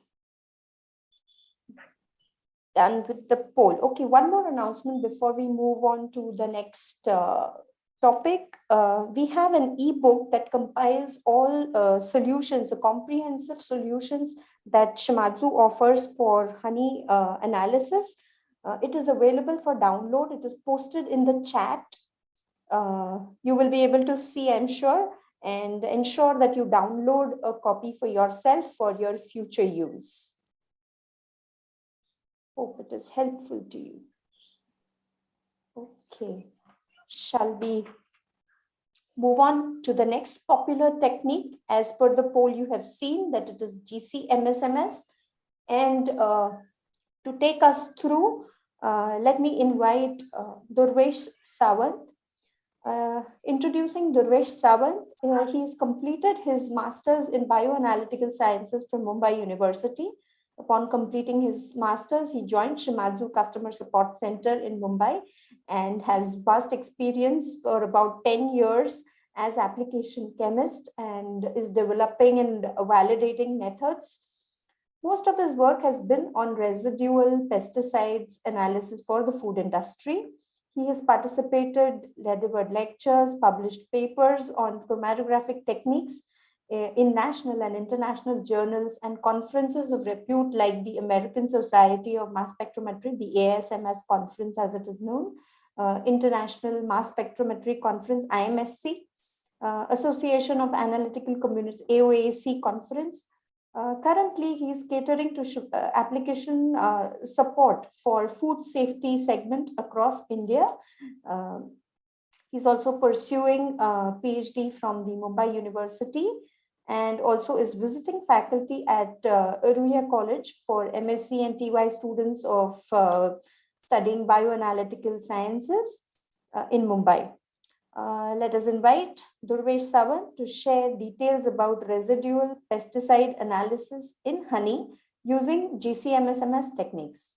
Durvesh, over to you. Thank you, Amy-san. Hello, everyone. Let me share the screen. Yeah. Is it visible? Am I audible? Good to go? Yes, Yes. please proceed. Okay, yeah.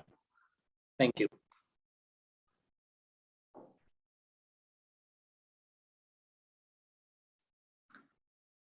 Yeah.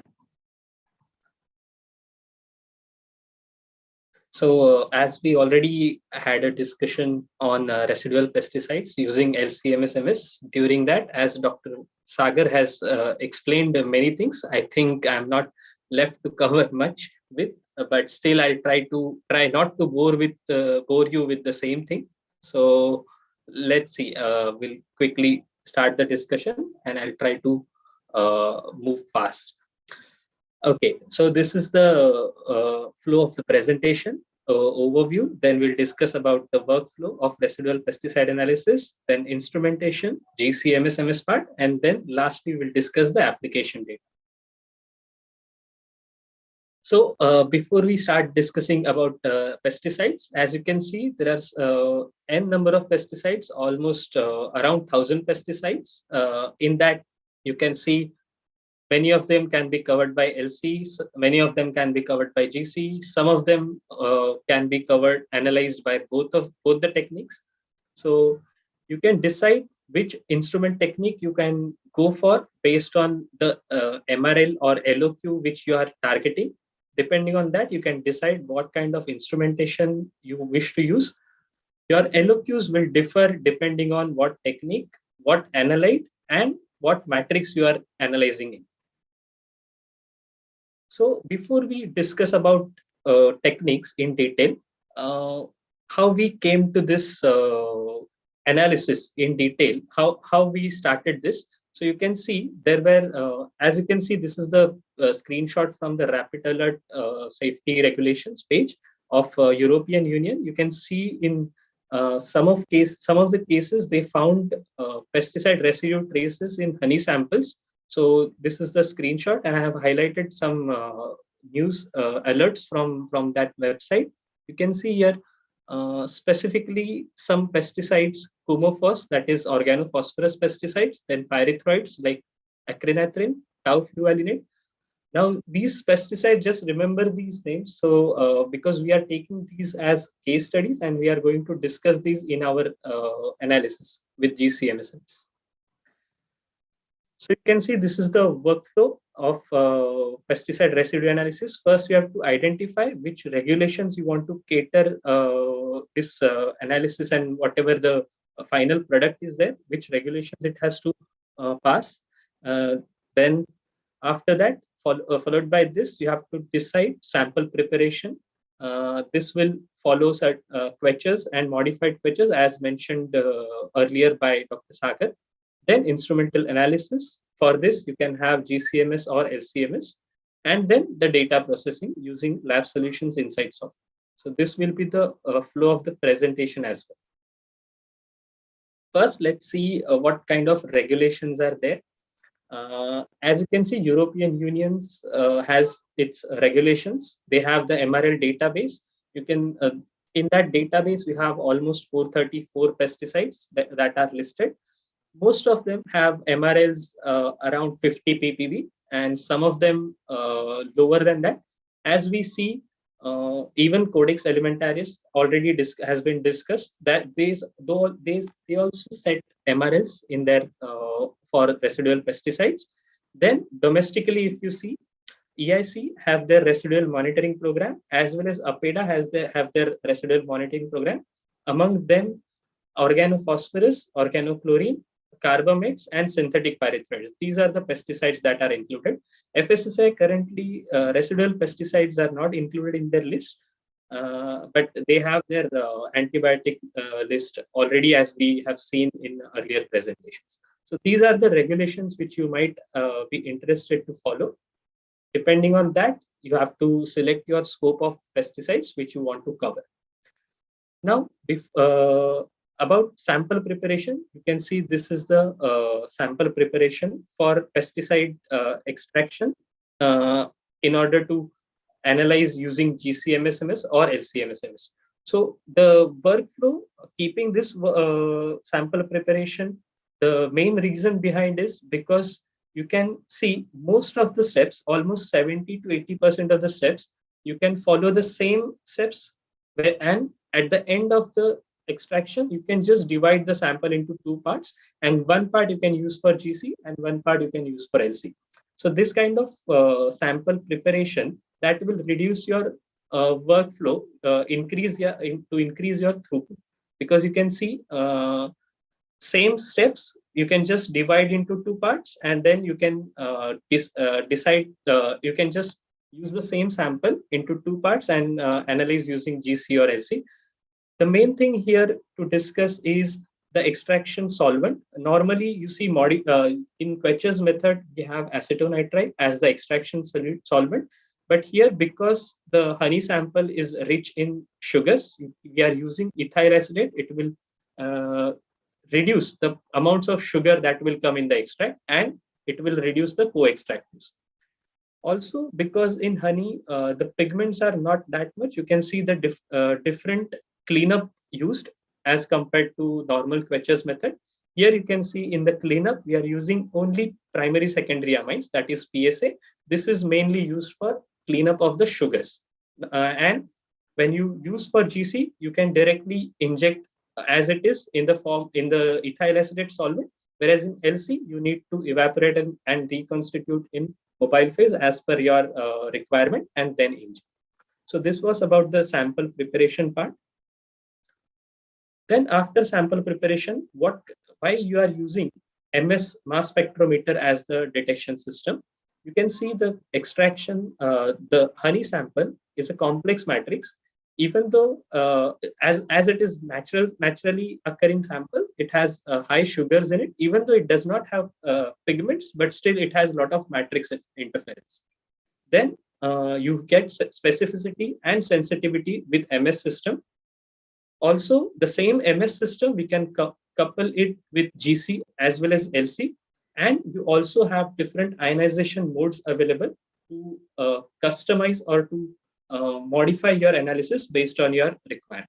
So these are the kind of reasons that help us in detecting with sensitivity and more specificity in achieving lower sensitivity levels.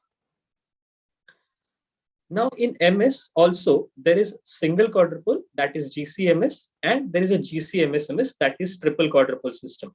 As you can see, we have analyzed the same sample using GCMS in single ion monitoring mode, the mode which is used for quantitation, and GCMSMS in multiple reaction monitoring mode, that is used for quantitation in GCMSMS triple quadrupole system.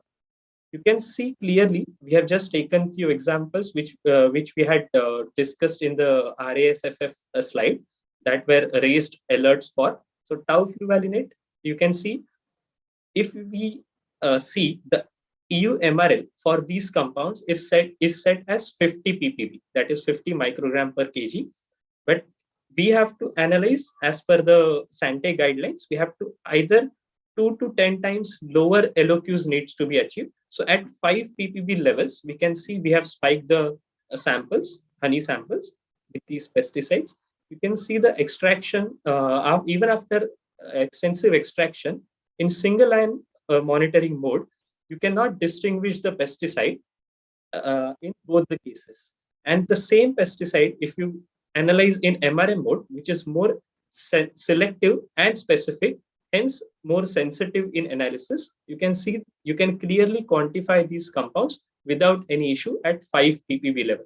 Even by looking at these chromatograms, you can see we can detect at much lower concentration levels as well. Okay, now all the vendors have GCMS-MS instrument. What makes Shimadzu GCMS better or superior than others? To explain you that, you can see this is the instrument GCMS triple quadrupole 8040 NX model. You can these are the highlights of the system. It gives you smart performance, smart productivity, and smart operation. Now, how do we achieve this? Let's see in these upcoming slides. Now, to discuss about smart performance, first, a heated ion source, pre-rods at the quadrupoles part, off-axis ion optics, overdrive lenses, and at the end, UFMS technology. Let's see each of them one by one. Now, this is the heated heat shielded ion source. You can see the heat shielding allows uniform temperature in the ion source that allows ionization to be uniform throughout the analysis. If the temperature in the ion source, if it varies the ionization. If the ionization is more, the sensitivity is better. If the ionization decreases, your sensitivity decreases. And if the temperature is not uniform throughout the ion source, then definitely your ionization will vary, and that will result in your reproducibility. So heat shielded ion source is a patented technology by Shimadzu. Then the quadrupoles are preceded by pre-rods. Now these pre-rods, what is the purpose of these pre-rods? It will ensure whatever contamination is coming from the ion source, it will not allow those neutrals or contaminated ions to enter the main analytical quadrupole. It will just deposit them, it will absorb them onto the pre-rods, and these pre-rods can be rotated to allow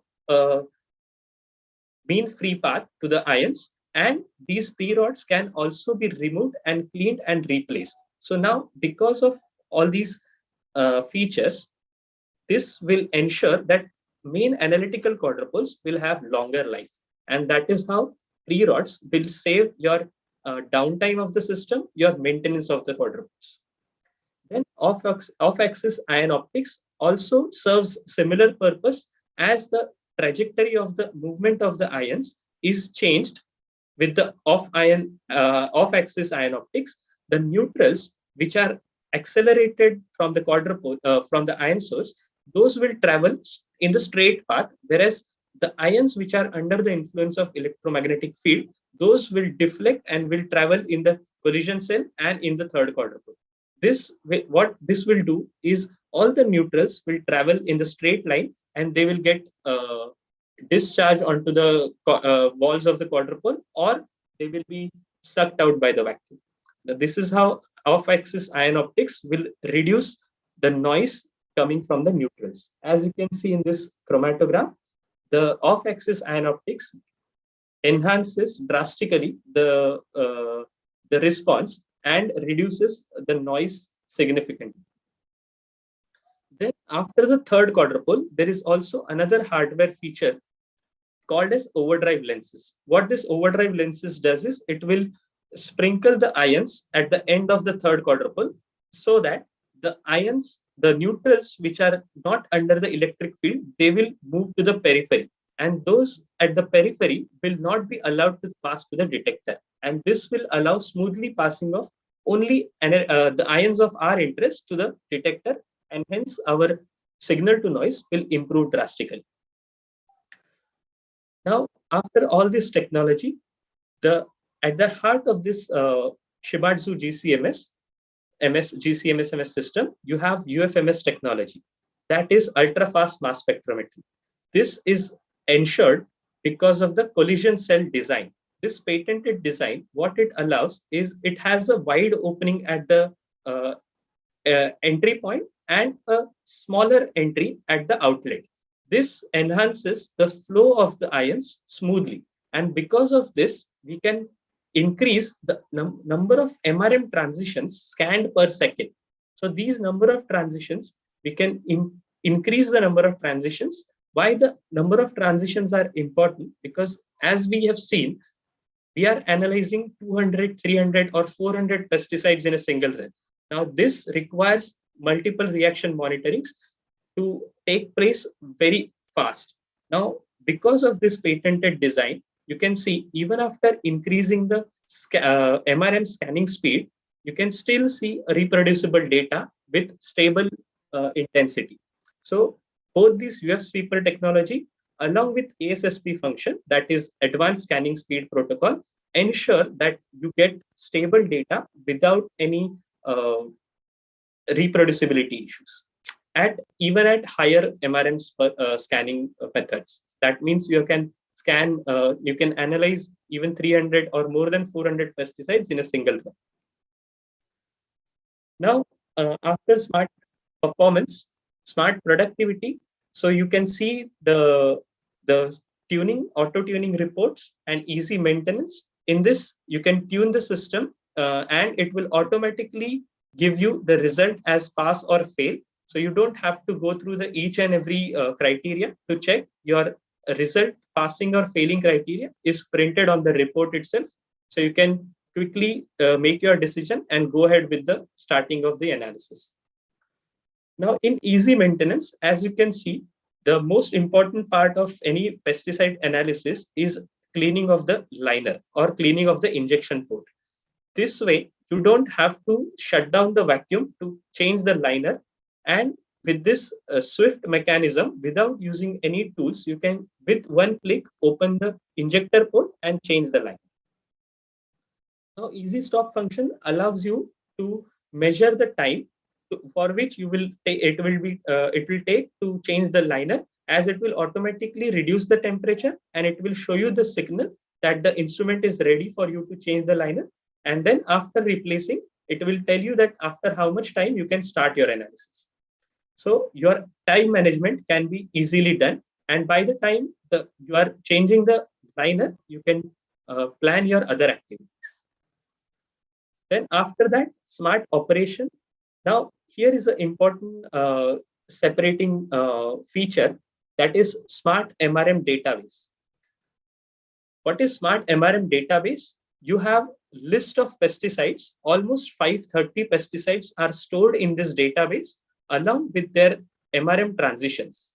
So as you might be aware, MRM optimization, that itself is a huge task and it takes a lot of time. So in order to make this easy, smart pesticide database contains most of the pesticides which are GC amenable, and in this database we also have 6 MRM transitions.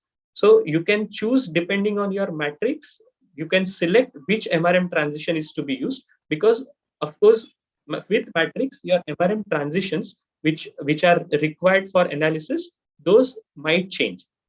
Now along with MRM transitions, not only that, but we also have ion ratios pre-stored or pre-installed in this database. We'll see what are ion ratios. I think already Dr. Sagar has covered some part of it, but still we'll see in detail. This is after smart MRM database. Basically, within few clicks, you can create the method for the required pesticides and you can start your analysis. If your pesticides MRM transitions are not present in the database, then for that part, we have MRM optimization tool. What this will do is you can optimize the MRM transitions. You can plot the collision energy and intensity curve. And then once MRM is optimized automatically, this will be registered in the smart database. And then from there, you can create the methods easily. Now, after that, I think already Lab Solution Insight, most of the part has been covered. So this is just, we can just quickly skip through this part. So because basically this becomes very important because you are actually handling large amounts of data. Like you have 200 or 300 pesticides you are analyzing in your sample. Then in that case, large amount of data needs to be handled. Especially if the data is validation data, then it needs to check different criteria like recovery or RSD and all those criteria. So for making that easier, this actually works like an Excel inside your GC inside your software itself. So you can flag and filter, you can apply different sorts of colors, and you can make your analysis much easier. Now let's see the application data for honey analysis. So in this analysis, we have analyzed 212 pesticides. In LCMS-MS, we had analyzed approximately 240 pesticides. This is in GCMS-MS, we analyzed 212 pesticides. Now, among the EUMRL list of pesticide database, which is 434 compounds, we have covered in this 124 pesticides. Our validation we had done based on these criteria. So recovery 70 to 120%, and their RSD should be less than 20%. Also, recovery even if recovery is less than 70%, let's say between 50 to 70%, still if the reproducibility is okay, that means if your RSD is less than 20%, still as per SANTE guidelines, it is acceptable as a LOQ criteria. Now you can see we have analyzed 1 to 100 ppb linearity we have run, matrix match linearity, and 6 samples, we have 6 separate different samples we have spiked at 5 ppb, 6 samples at 10 ppb, and 6 samples at 25 ppb. So we have run these recovery samples, and in the extraction procedure, there is a dilution of 2 times. Hence, the actual data of these spike samples will be corresponding to the responses of 2.5 ppb, 5 ppb, and 12.5. For example, we have just displayed some of the analytes which we had taken for case study. As you can see, tau fluvalinate, this is the matrix match linearity of that, and Kumofos that we had seen in the RASF screenshot. And both these compounds, you can see these are at the LOQ levels, which we have spiked. And the compounds are, even the reference ions are also prominent. There is no matrix interference, and both of them are giving very good linearity. This is just for example we had taken. This is the validation summary data. As you can understand, we cannot show 212 compounds data here. You can see this is a representative at 10 ppb LOQ. These are the 44 compounds which we had, for which the LOQ was found to be 10 ppb. You can see.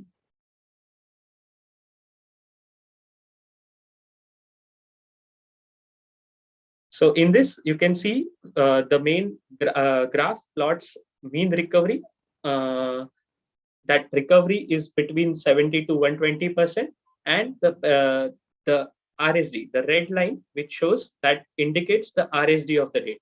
So as you can see, if the recovery is lesser, your RSDs are much higher. Then this is about the ion ratios, as mentioned by Dr. Sagar earlier, that 30% is the criteria for the ion ratios passing. You can see here, this just one pesticide we have explained.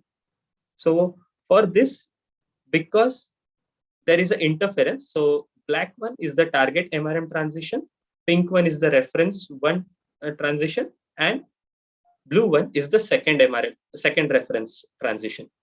So as you can see, wherever there is no much interference in the blank matrix, the ion ratios are good. So black and pink, the ion ratios are good, whereas blue MRM transition has some interference in the blank matrix, and because of that, it is failing the ion ratio criteria.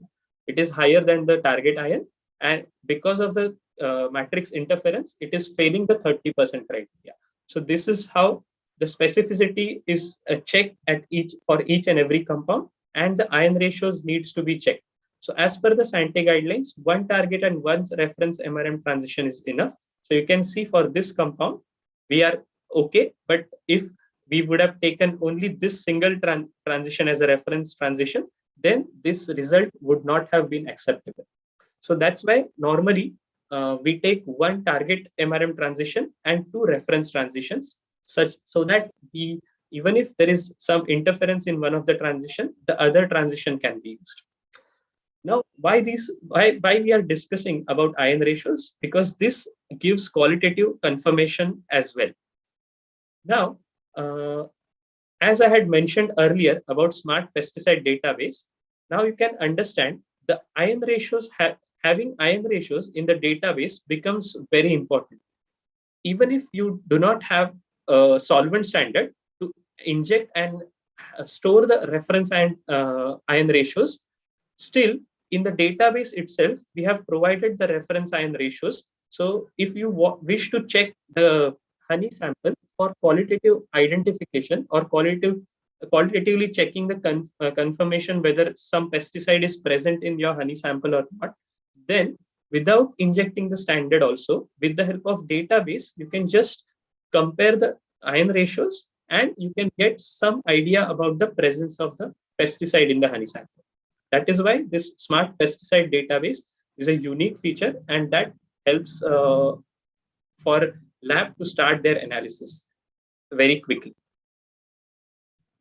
Now, to summarize the LOQs which we obtained in our GCMS MS analysis, out of 212 pesticides we analyzed, you can see most of the pesticides we obtained the LOQ at 5 ppb levels. These levels are much lower than the MRLs. Not generally in EU MRL, 50 ppb is most of the 90% of the compounds. They have MRLs set at 50 ppb for honey matrix. You can see 44 pesticides at 10 ppb level LOQ we found, and 4 compounds at 25 ppb.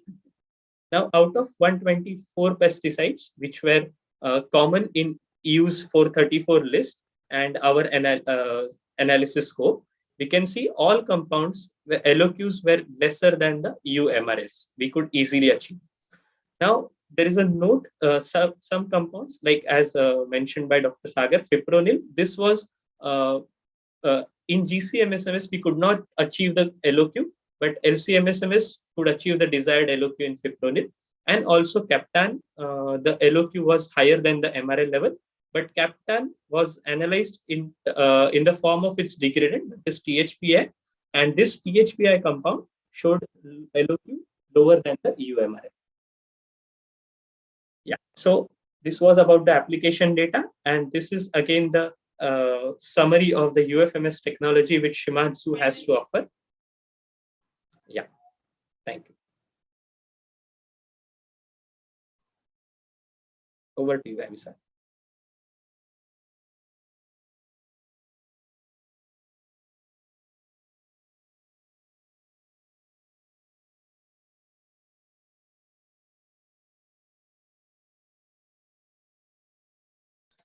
Amy, you have to unmute.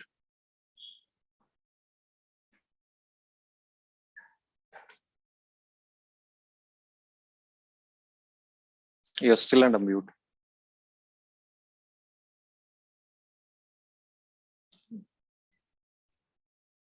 Oh, sorry. Okay. Yeah.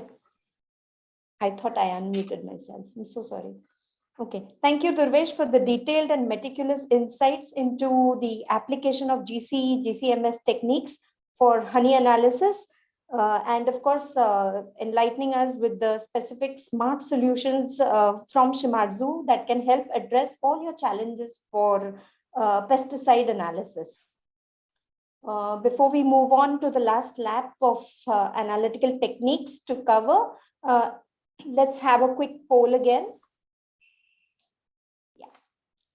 So are you interested to buy any of these instruments to upgrade your laboratory? HPLC, LCMS, GCMS, or ICP-MS? What is the technology of your interest, the technique that you would like to have in your labs?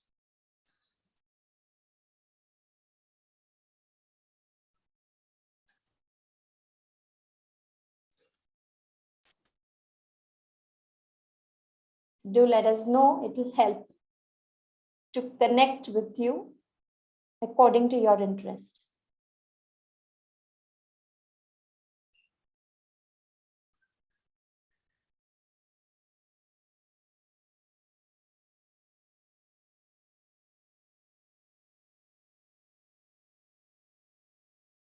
Request everybody to participate in the poll. Last 5 more seconds. Yeah, the bell is ringing.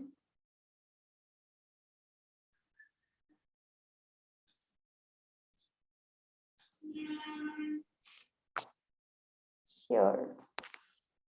Okay, 33% are interested to have an HPLC.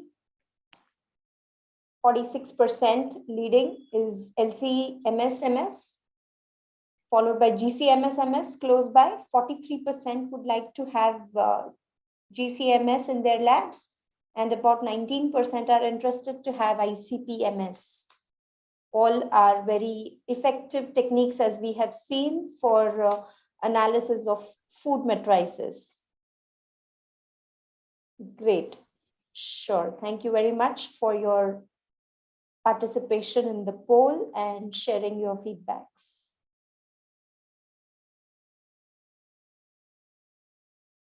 Moving on to the last lap of analytical techniques, and to cover for the day, spectroscopy solutions for honey testing. Let me invite Dr. Amol Shinde. He has completed PhD in analytical chemistry from BARC, University of Mumbai, in 2014. He has previously worked with CIPLA for about 2 years before taking up his current role at Shimadzu Analytical India since 2016. Here at Shimadzu, he has been handling instrumentation techniques, mainly elemental, thermal, and spectroscopy. His role focuses on providing pre and post sales support to all our customers in India. His key responsibilities include imparting instrument trainings for users and troubleshooting during routine analysis. Let's invite Dr. Amol right away. Request you to share your insights on spectroscopy solutions. Dr. Amol, over to you. Thank you, madam, for the introduction.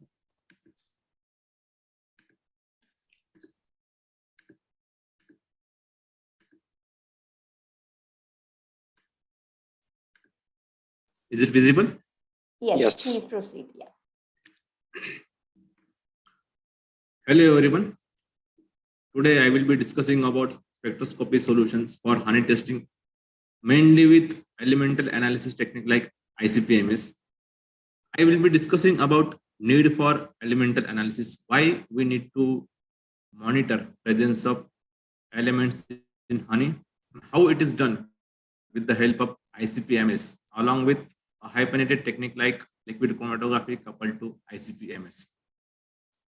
Now, why we need to determine the elements in honey or any food matrices?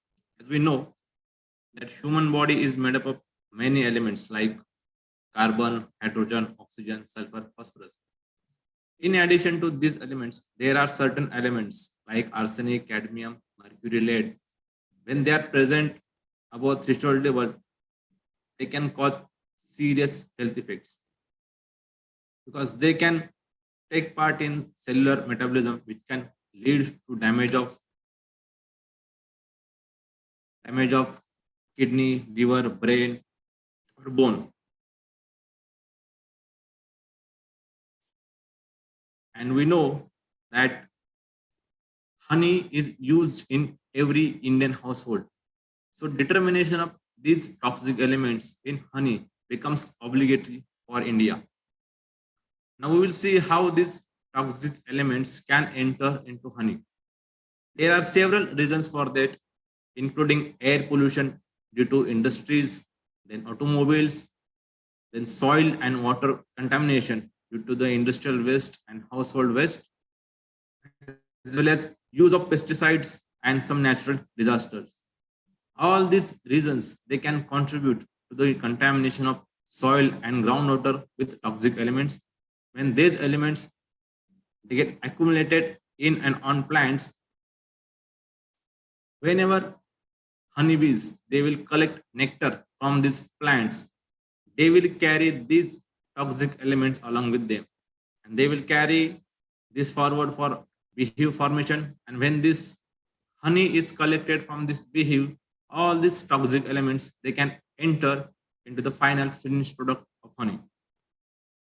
Now in India, Food Safety and Standard Authority of India have laid down certain limits for these toxic elements in honey. There are 8 elements to be determined for monitoring these elements in honey. There are arsenic, cadmium, lead, mercury, copper, zinc, tin, and along with that, one organic species like methyl mercury is there.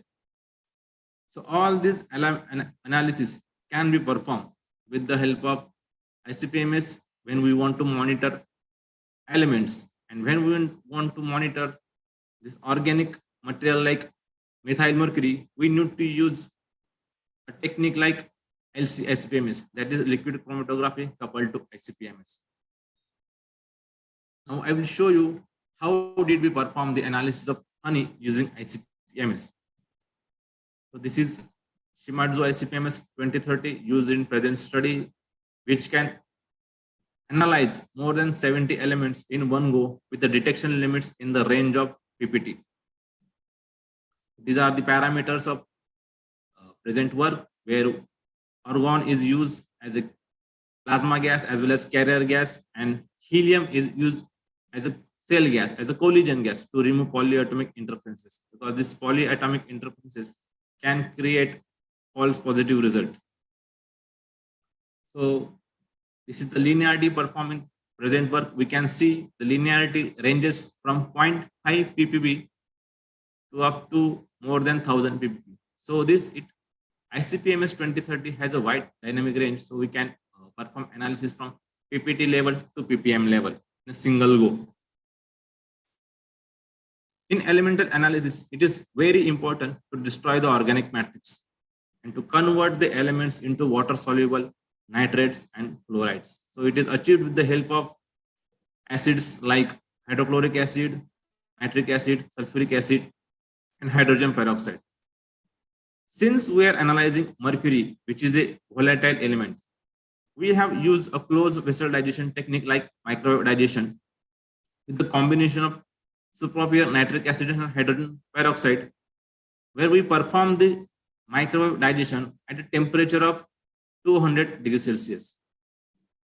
Now, the advantage of using this microwave digestion technique is that the digestion is performed in a closed vessel like this, so where heating rate is faster. So digestion can be achieved in a time span of half an hour, and at a temperature up to 200 or more than 200. We can go up to 240 or 260 degrees Celsius also. And the pressure we can withstand up to 20 bar using this microwave digestion vessels.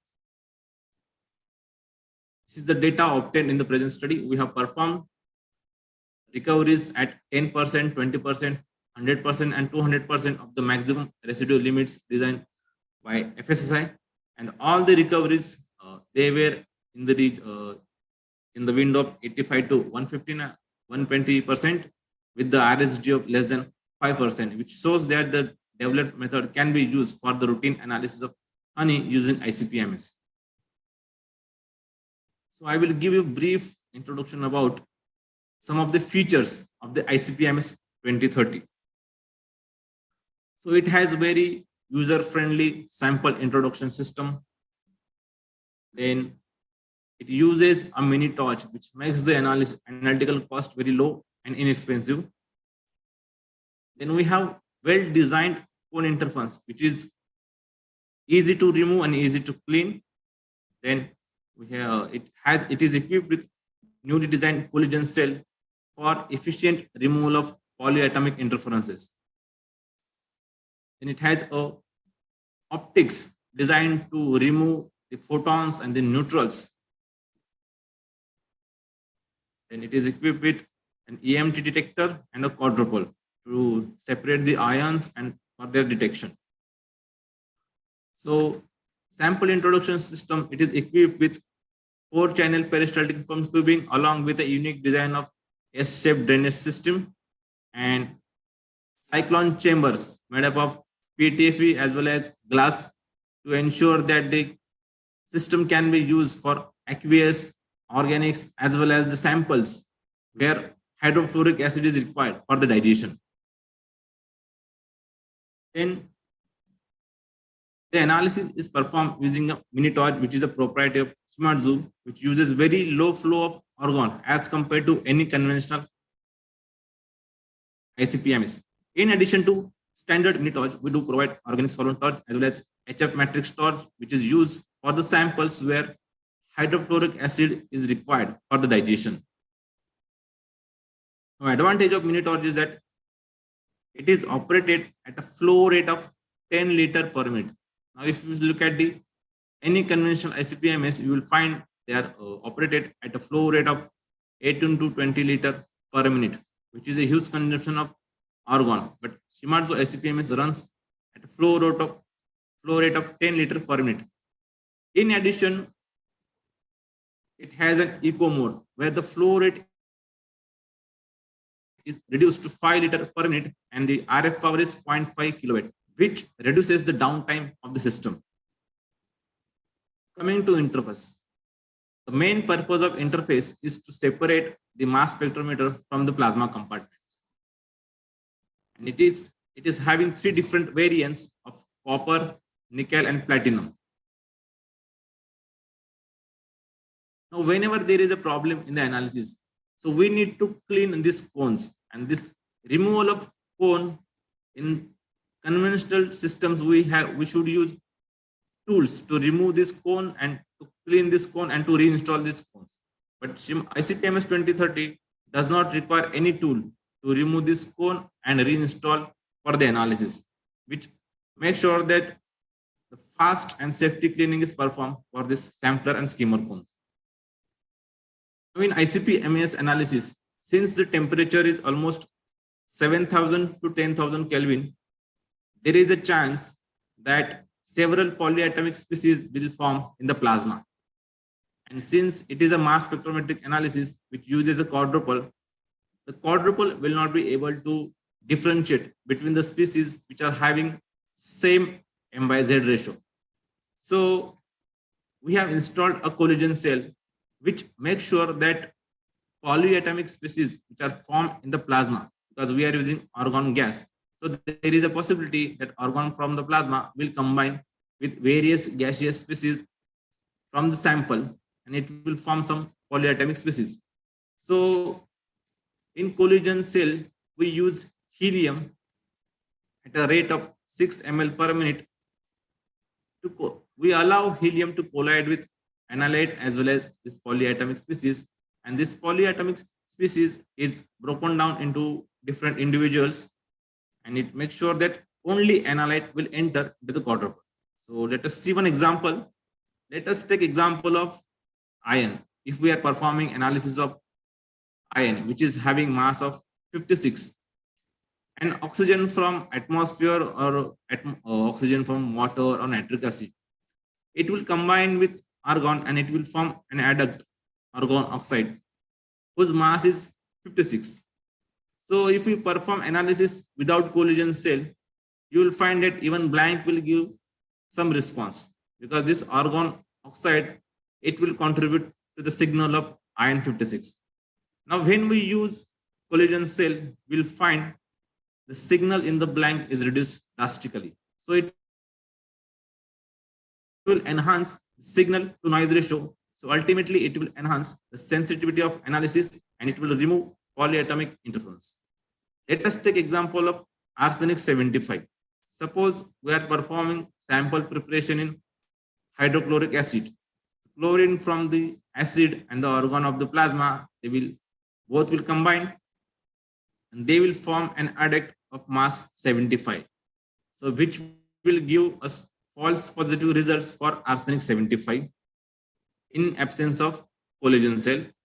When we use collision cell, again, the argon chloride interference will be reduced drastically with the help of collision cell technology.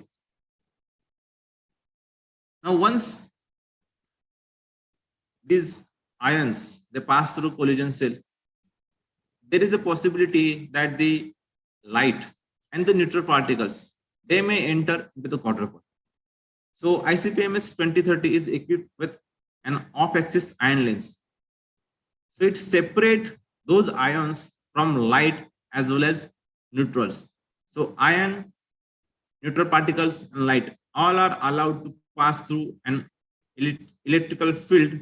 So because of this electrical field, only path of ions will get deviated, whereas light and the neutral particles, they will not be affected. So they will be stopped on these walls of these lenses, whereas ion will enter into the quadrupole. So it will reduce the background noise formed because of these neutral particles as well as light, which will ultimately enhance the signal to noise ratio for the analysis.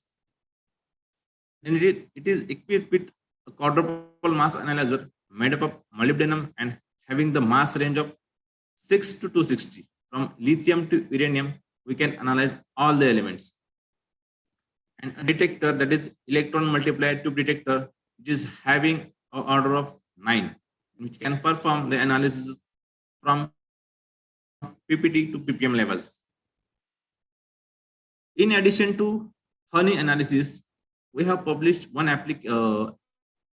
supplementary booklet which contains ready-to-use solutions for the matrices like tea, coffee, fruit, jam, juice, concentrate, egg, and different matrices.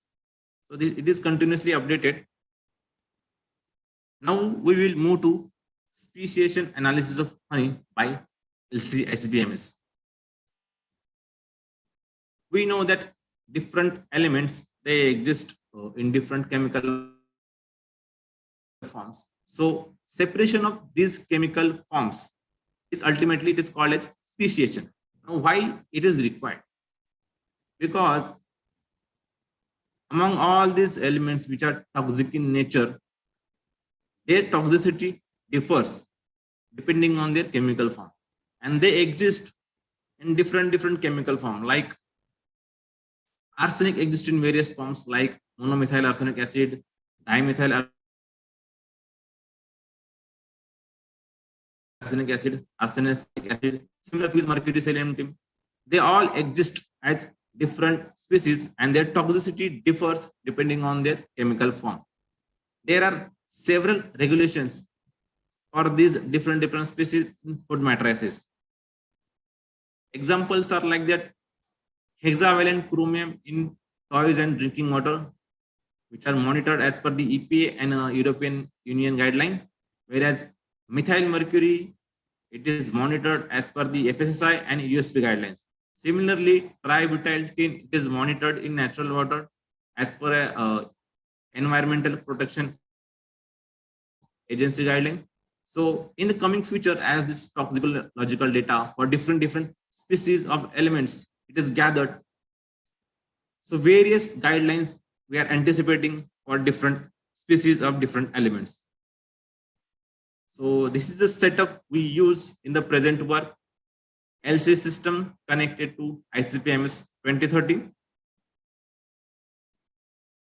Different chemical forms of this species, they are separated on liquid chromatography, and those separated chemical forms, they are analyzed at trace level using ICP-MS 2030. These are the parameters used in the present work, where we could perform the analysis in less than 6 minutes for methyl mercury as well as inorganic mercury.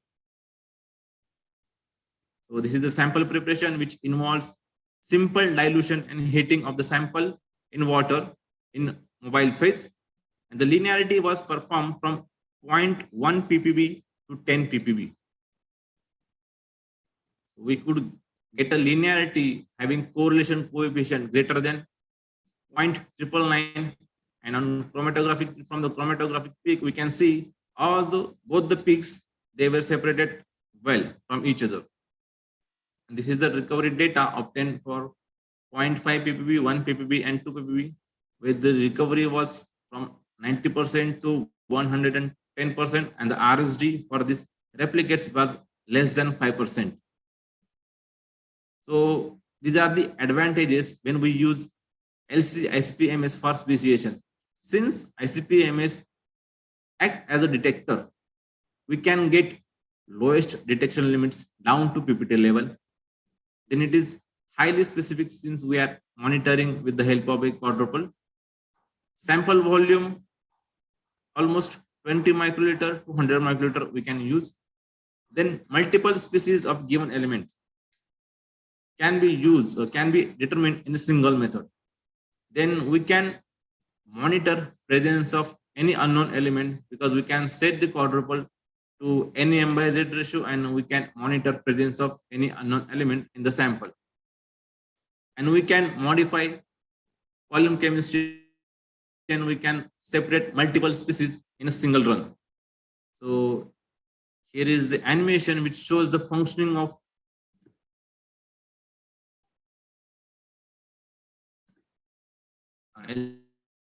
LC-ICP-MS.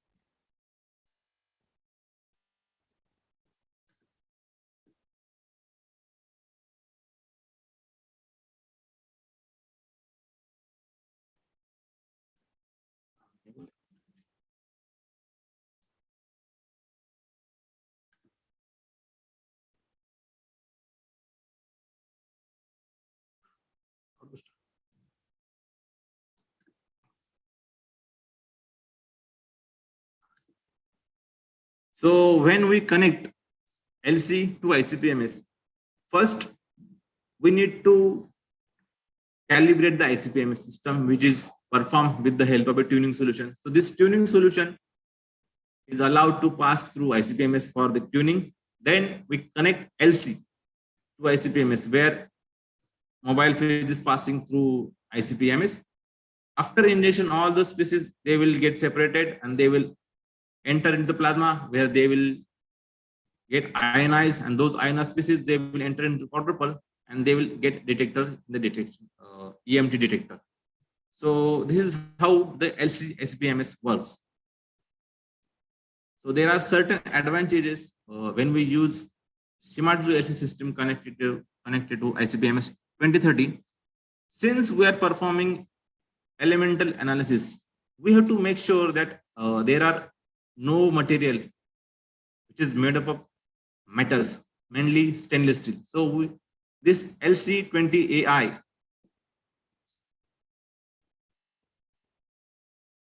it uses a metal-free design, because all the construction material is made up of PEEK. So it ensures that there is no leaching of the elements or metals from any construction material. Whenever we are using any material made up of any metallic part, so we can find that there is a corrosion of these materials, because in LC ICP-MS we will be using sometimes acidic mobile phases. So those acidic mobile phases, they can cause corrosion of these metal parts and they can enter into ICP-MS. It can give you false results. So when you use an inert LC system, it makes sure that there is no leaching of the metallic elements into the ICP-MS. Then it has auto sampler, which is made up of again inert material. So again, there is no contamination of any sample with any metallic element. So it uses one automatic switching valve, as we are using two different instruments, ICP-MS and LC. So one switching valve is required, which will make sure that the column wash or column waste does not enter into the ICP-MS, as well as we need to perform the instrument calibration before analysis. So that can be achieved with the help of a FCV12AH. So both the systems we can handle with the help of this FCV12AH. So we don't have to manually switch the hardware for this ICP-MS and LC. Both the systems, LC as well as ICP-MS 2030, they are operated with the help of Lab Solution ICP-MS TRM software. So we don't have to use two different softwares for monitoring LC as well as ICP-MS. So this is the window of Lab Solutions ICP-MS TRM.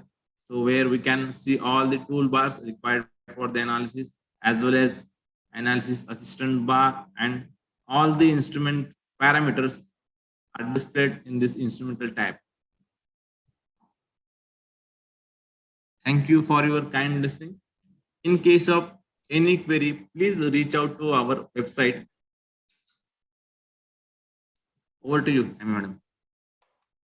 Thank you, Amol, for sharing your methodical approach for applying spectroscopy techniques to honey and other food matrices analysis. I'm sure our attendees now have a whole new perspective about spectro solutions. Moving on, of course, we are behind time, but details and good things do take time. So yeah, let's move on to our final session for today.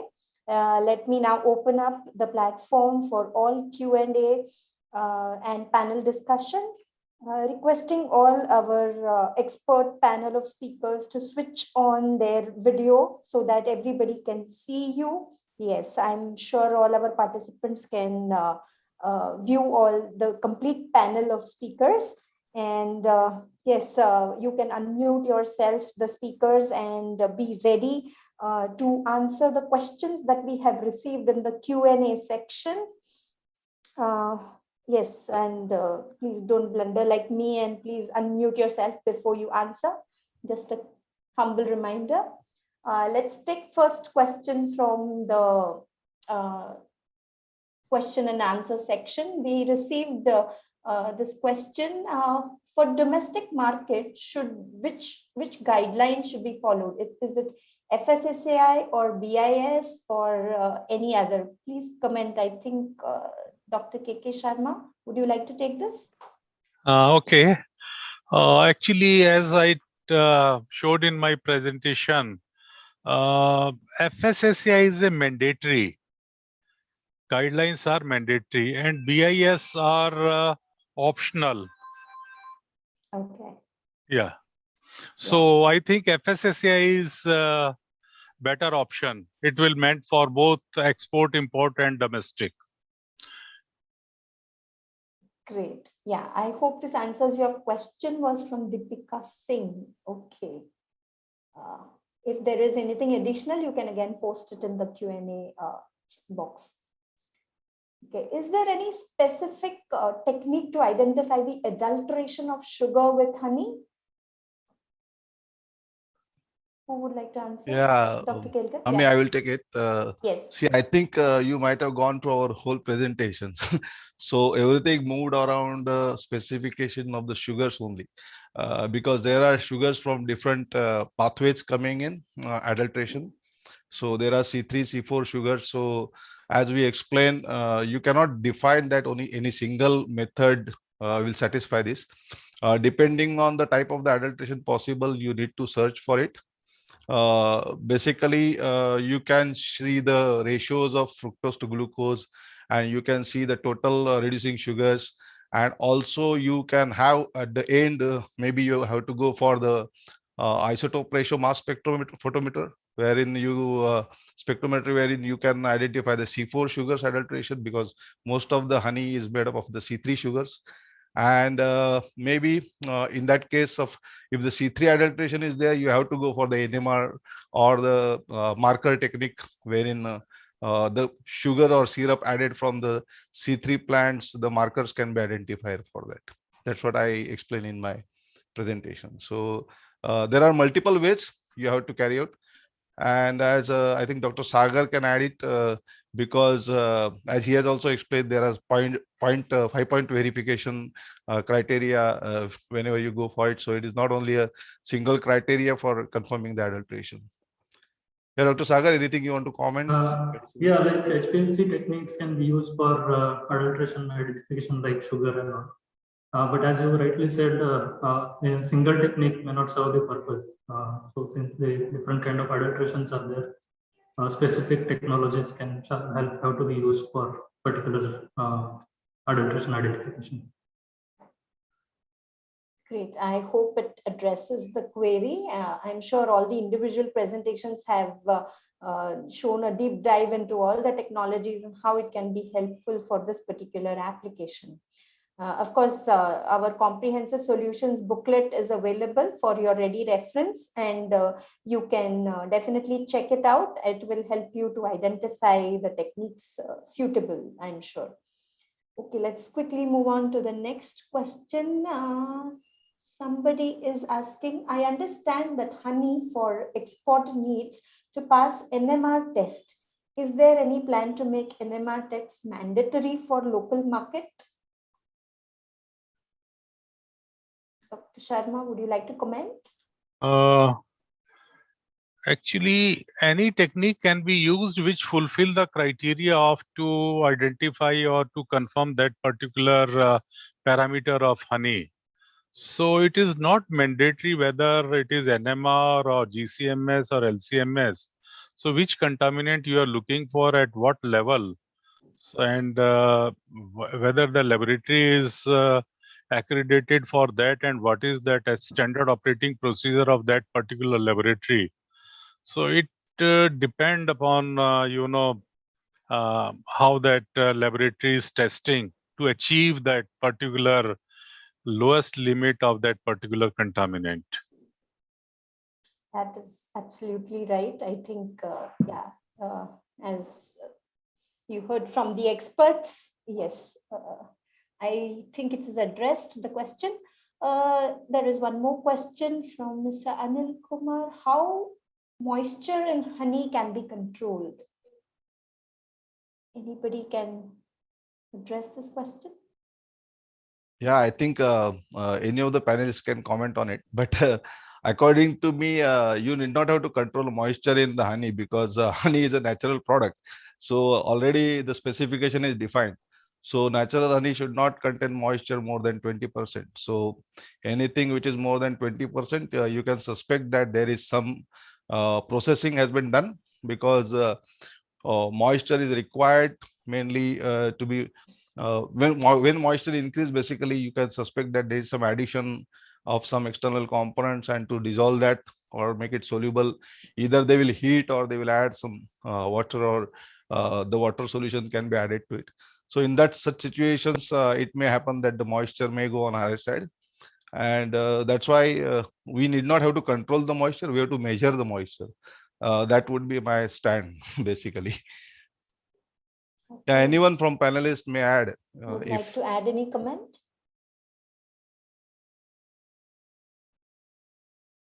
Okay, let's move on to the next one. We are short of time. How to stop mustard honey crystallization at less than 10 degrees temperature? Any solution for this? Maybe I can add some comment on this. Please. The crystallization of honey basically happens when there is high glucose content in it. So if mustard honey is having high show of glucose content, then crystallization at lower temperature may not be avoided actually. So that depends on the content of glucose to fructose ratio, what we have discussed earlier in presentation also. Totally, I guess, very logical explanation. I hope it addresses your curiosity and query. How much temperature for ash analysis? Anybody? yeah, actually generally 550 degrees is taken, but I will tell you the main process of ash analysis anytime.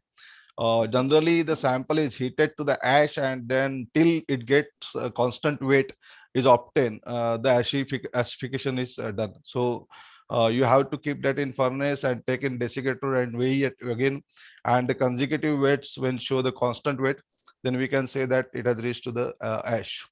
So that is generally the procedure, but most of the time honey at 550 degree temperature can give you the complete acidification. Okay, fine. Let's move on quickly to the next one. Do you have any solvent system for HPTLC? Has it been covered in your presentation? Or can you recommend any solvent system for HPTLC? So the question actually continues to say, do you have any protocol for HPTLC for flavonoids, alkaloids, phenolic acid, and sugar detection? Please share. So is it beyond the scope of our webinar, or if anybody wants to answer, can answer? No, I think currently it is we cannot firmly answer your question, but yeah, obviously you can leave your email ID and we'll try to help you with we that. can get back Yeah, to you with because we need to make it some more details on what exactly you require. Because HPTLC again is a like HPLC, it is a totally process wherein you need to develop a method. So for separation of the compounds, then we need to check the parameters and compounds what you need to separate. And Maybe- secondly, this HPTLC, what contaminant you are looking for that solvent system? Maybe are you looking for sugar or antibiotic, or what contaminant you are looking for? And HPTLC is, cannot go for that such a low level, that PPB level, that chromatography techniques such as LC-MS/MS, GC-MS/MS, they give that accurate and confirm result as compared to HPTLC. Yeah, I hope enough inputs have been given on this question. Moving on to the next one, is there any analytical method for simultaneous estimation for presence of enzymes and amino acids?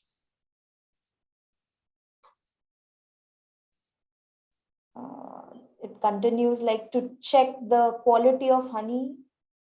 Qualitative analysis is sufficient, or we need to go for quantitative evaluation?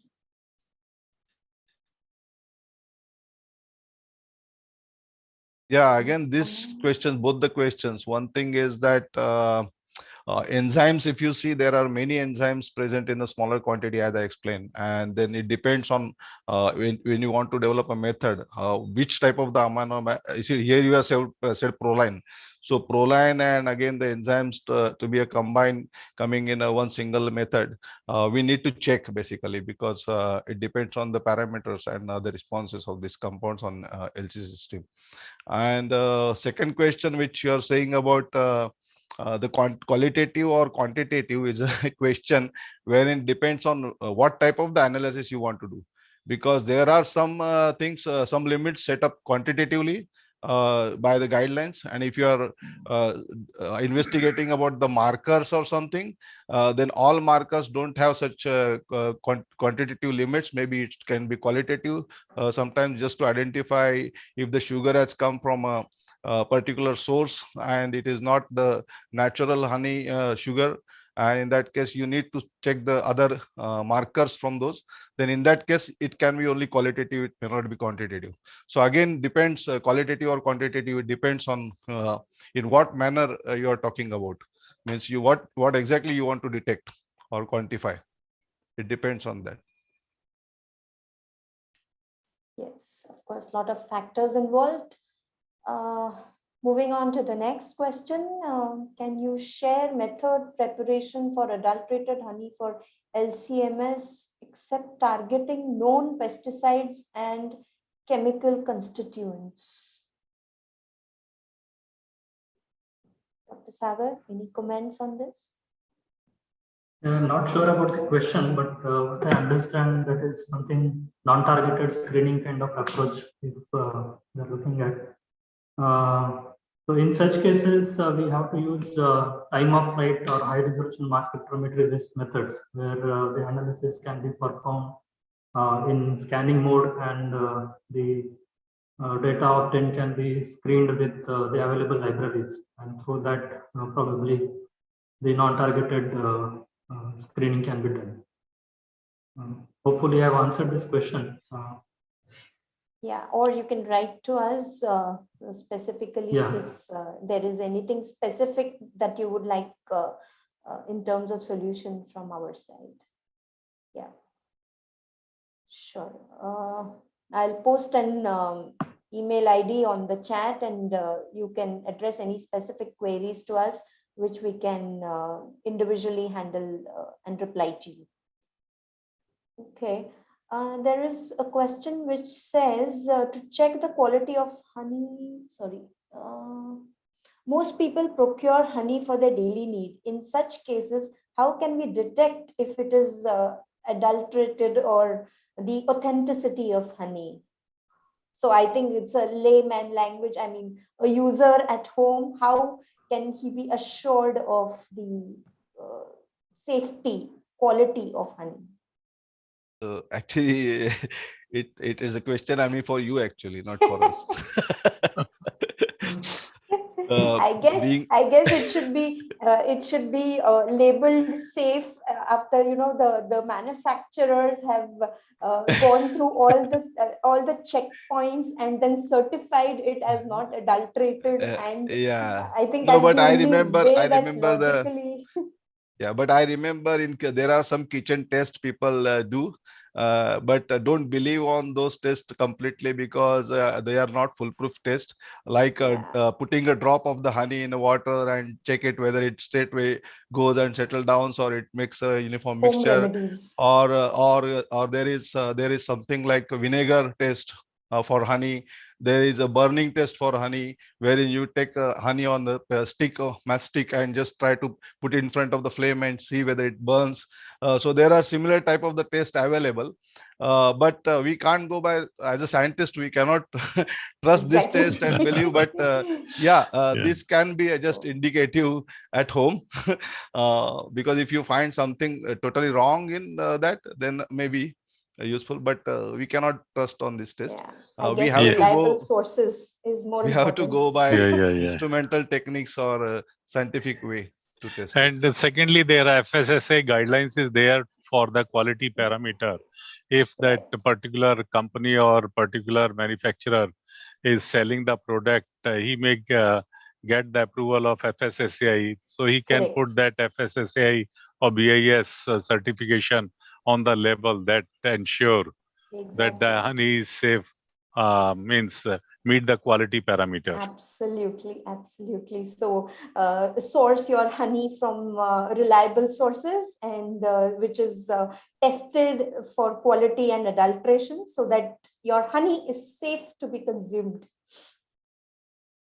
I guess we should move on. Okay, is there importance of estimation of flavonoids in honey to check its quality and therapeutic benefits?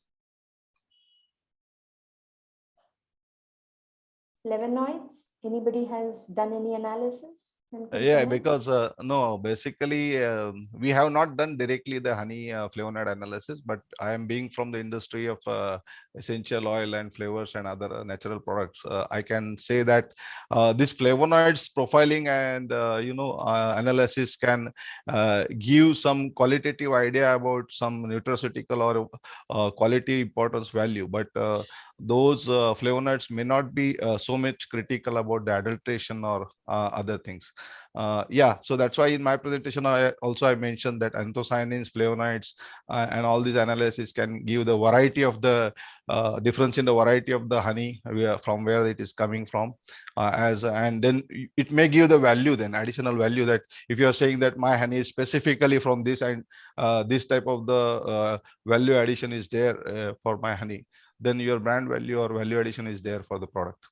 So that can help. If anybody, maybe Dr. KK Sharma also has been there in natural analysis, so he can add up if he wants to. No, it's already you have given that right answer. Yeah, Great. complete answer. Great. Thank you. Okay, there is a question about PCB entering honey. Anybody has a comment? How PCB entered honey? It's environmental pollutant. So environmental pollutants are now entering everywhere. Even our kitchen and everywhere. So honey is not at all safeguarded from that. So I think PCBs and all these contaminants can come from environmental contamination. Yeah, and you have seen in the presentation that just to one tablespoon of honey, how much distance has to cover the honeybee in the environment. So if some contamination is somewhere, definitely it will carry over to the hives and finally going to the honey. Correct, yes, very much. Okay, so we have shown a whole bunch of analytical instruments that are required. Is there any simple analysis for honey? No, the question is a big bunch of analytical instruments are required for a simple material like honey analysis. So the question is it really required? It depends on the consumer. Again, finally, I will say, if the consumer awareness is there, I think we can push it that the supplier or the manufacturer should do the testing, because it is a question of our safety and safety and the value for money, I will say many of the times, because the authenticity mainly is for value for money also. Because if I am telling you some honey's name and selling at particular cost, and if I am supplying you inferior grade, it is depends whether you accept or not accept. So the testing again comes to that level.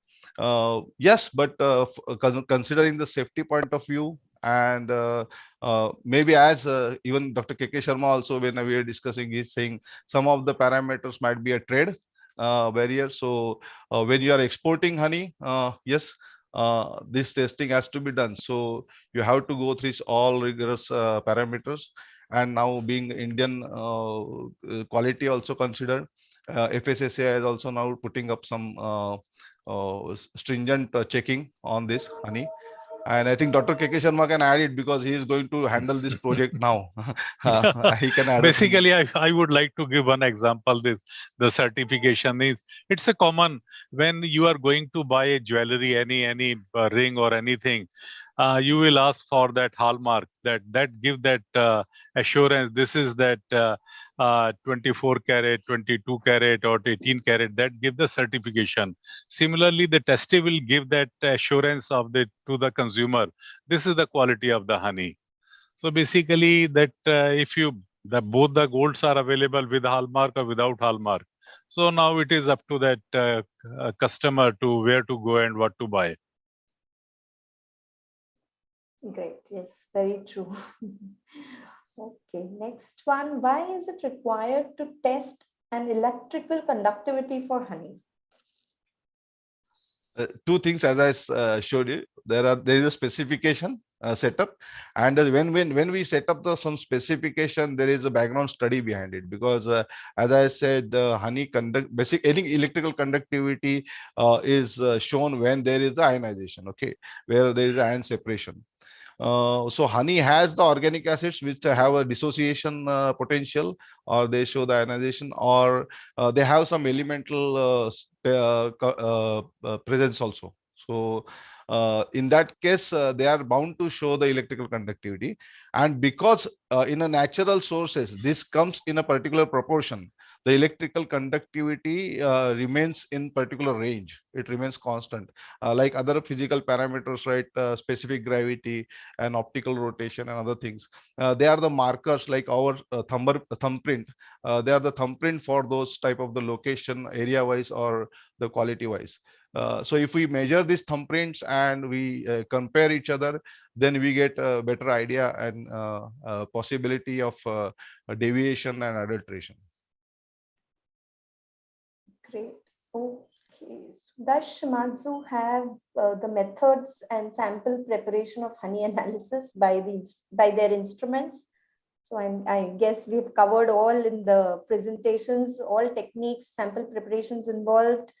I'm sure you would have downloaded our booklet to have more details. And of course, you can reach us or by email if you need more specific details about any particular application or analysis that you're looking for. Am I right? Shall we move on? We are short of time.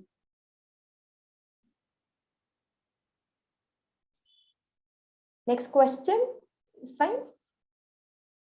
Yes, go ahead. Yeah, please. Okay, most of the plant in apiculture, bee and tree culture is classified on the basis of C3, C4 and CAM plant photosynthesis by the Calvin cycle. For neem tree, scientific name where it can be set in this classification and why? Please elaborate.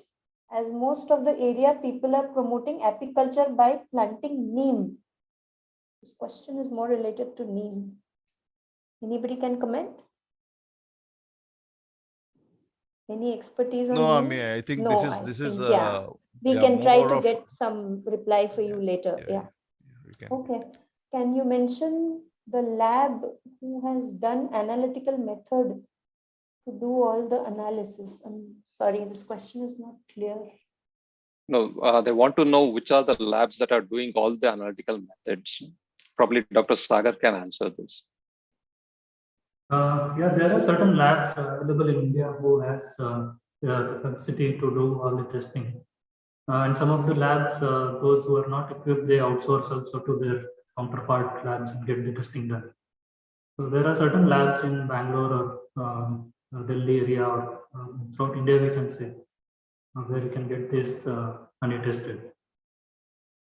NDDB Anand is one of the lab, and PBTI Chandigarh, 2 labs I know. Of course, that labs are very limited for this, to test all the parameter of honey, but their labs are now coming up.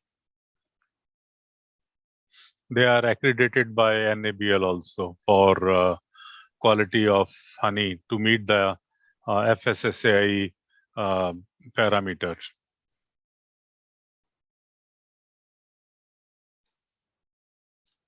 Okay, moving on, how to detect natural and artificial diastase enzymes in honey.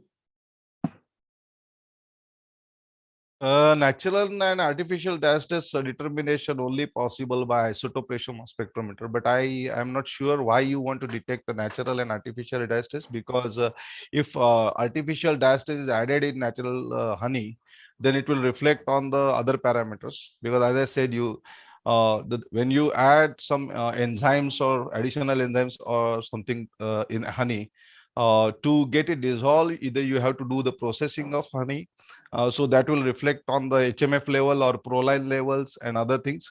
So obviously, when you in combination, when you see that the diastase level and the the proline percentage appear, and then the HMF percentage, then all this combination can reflect that whether the diastase is natural or not. So that's what I feel. But anyway, if you want to identify natural or it is a synthetic or artificial is added, then the only way is to go by isotope ratio mass spectrometer. Okay, addressed. So next one, can we use ion exchange chromatography for detection of glucose fructose ratio or content in honey? Yeah, I can take this. Ion exchange chromatography also can be used for analysis of glucose fructose ratio. There are ion exchange columns available which can be used with ion chromatography, and this analysis can be done. There are several techniques to do it, including like what I have shown in my presentation. HPLC based methods are also available. So both these techniques can be used for this. Great. So can be addressed. Okay. Next one, how do we analyze the LC-MS in different fragments? Yeah, this question is not clear. No, yeah. Incomplete. Okay, let's move on to the next one. For pesticides in honey, the cleanup step of PSA MgSO4 is shown only for GCMS. Amenable Amenable. pesticide. Yeah. Yeah. Why can't this be carried out for LCMS? Sugars will in fact interfere more in LC detection. Yeah, I can take this question. This PSA cleanup can be used for LCMS also. This is obviously PSA is used for removing of matrix co-extractives. And as the question is rightly said, that matrix suppression is something which is more prominent in case of LCMS. But in this presentation, or what we have shown here, we have used high sensitivity instruments, and the dilution of samples was done to counter this matrix effects. So that's why it was not used, but otherwise, definitely primary secondary amine with MgSO4 can be used for sample cleanup in case of LCMS also. Great. Okay. The next question is for Durvesh. Smart database package is available with models of GCMSMS and LCMSMS. Kindly give your comments. Yeah, it's available with the GCMSMS models, and all GCMSMS models can be used with smart pesticide database. Yeah, so it continues as in Yeah, actually, similarly. just to add in this, the two different terminologies, because GCMSMS has we call it as a database, and LCMSMS there is a method package. So actually, both have shown both are being shown to you. So the purpose is to give you the ready-made transitions and the collision energies and everything for the compound. So that is already available. Yes, you can Right? check our website. Yeah, you can add Durvesh or Sagar if you want to. Yeah, that's all. Like, there are method packages available in case of LCMS, and smart database is available in case of DCMS. Great. Okay. We can get you more details. Even in the booklet, it is available. Okay, can we analyze high saline water with ICP without dilution to get results for trace elements? What is the maximum salinity we can analyze? I think Amol, Dr. Amol? Yes, I will answer that question.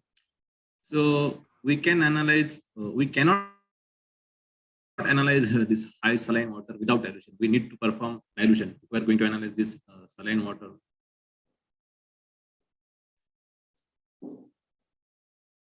Using ICP-MS, and maximum we can understand is 5%. So up to 5% Great. salinity we can 5%. perform the analysis. Yes. Okay, I hope it answers your query. Ami, Next. I think some questions Satish San would like to answer. Yes, please. Satish, yeah. go on. This is regarding the Dr. Preeti Amrutkar. She has asked that similarly, the ready-to-use packages for pesticide, veterinary drugs, and toxins are available with which models?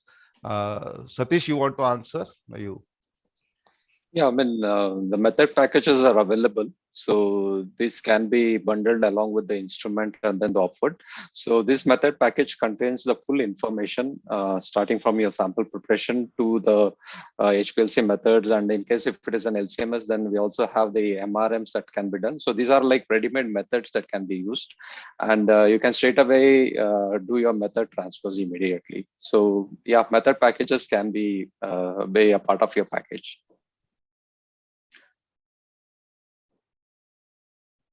Yeah, Mason, you can take the future questions. Okay, moving on to the next one. If proline is high around 1000 ppm, then what does it indicate? Proline done by spectrophotometer. Dr. Amol, any comments? If proline is around 1000 ppm, then what does it indicate? Proline done by spectrophotometer. We need to check. No, there are FSSAI specifications for proline. So if it is more than that, obviously it is suspected to be adulteration. So I showed in my presentation there is a limit set up for the proline content.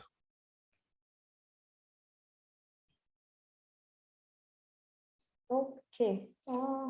The next question says, I want to know how to separate out critical molecules inside products. Yeah, I Anybody think can guide. I think gas chromatography, liquid chromatography are these are the techniques which help in separation. Basically, this is what the basics is. And if there are complex materials like this, different column chemistries can be used, and different in case of GCMS and LCMS, different column chemistries can be used to separate these molecules. But we have to be a little specific, like what exactly we are looking at, so that accordingly it can be addressed. Maybe we can answer this at later stage and so in more detail. Yeah, and just to add to that, sometimes if chromatographically they are very difficult to separate, and if they are having structural some differences, then maybe we can go for the high resolution mass spectrometer or MSMS techniques. So there are various techniques available for this. So it depends, as Dr. Sagar said, that exactly what compounds and molecules you are interested in separating in the product. Yes, I think it needs more specific details. Yes. Okay, whether I can do DSC instead of DTG. Yeah. Amisan, I think you can take one or two more questions because yeah, this is the second last question. We have one more question to go. Yeah, one question you can take. That's and then other questions, maybe you can leave your email IDs and I think we can get back to you. Definitely. Yeah. I think And it's closing we are very time. happy with this great response. Yes. yeah, we are very happy. Yeah, being interactive makes us more glad that your participation is fruitful. Yes. So whether DSC instead of DTG, TGA can be performed. Dr. Amol? I think Dr. Kelkar can answer this. Yeah. I think there's one analysis by DSC So the question is whether we can do a DSC instead of a TG. No, DSC itself is helpful other Yep. than TGA. So you can do DSC obviously. So DSC is the preferred technique, not TGA, right? Yes, it will give you a Okay. crystallization. Yeah. Great, great. So that is on the right track. Okay. Yeah, So fine. the last question coming up, if we added honey preparation, is it necessary to submit honey related analytical data? If we added I it, think the question is, if honey is added to some of the products, is it required to have honey safety or quality data, something like that? okay, that way. So- So is it necessary for the, okay, Uh, submit the analysis data, analytical data? In my view, it is like a process control where raw material also needs to be verified before it is added to the final product to ensure safety or quality of the product. It is part of like having process control for safety. Maybe anybody else also want to add to this? Food safety. Any comments from other panelists? No, I think it's perfect. Great. Okay, are we done with all the questions? Satish, do you have any questions? to We have pose? done, but there are a few people who have raised their hands. Would you like if to? if you have unmute time, them? then yeah, if you have time, then I can We've just already overshooted. You can Yeah. decide. Yeah. I'll ask Maybe, Shyamala. yeah, you can take a couple of questions finally so Yeah. that Great. we can conclude the meeting. Yeah. I Yeah, am just- very happy with the enthusiasm Yeah. the audience has shown, and it seems that this is a good actually award to us. I will Yeah. say. Good platform. Yeah, I guess good Yeah, yeah. opportunity for us to interact and make it more. So I've just asked Shyamal Yadav to. Yes, to- please. Yeah, if he's there, then maybe we can take a question from him. Shyamal Yadav, we have unmuted you. You can unmute. raise it. Yeah. Go ahead.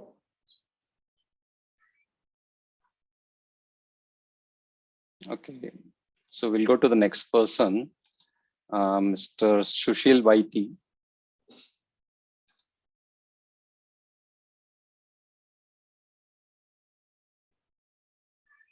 Mr. Sushil, do you have any Unmute question? yourself. Yeah. Yeah. Thank you. Thank you.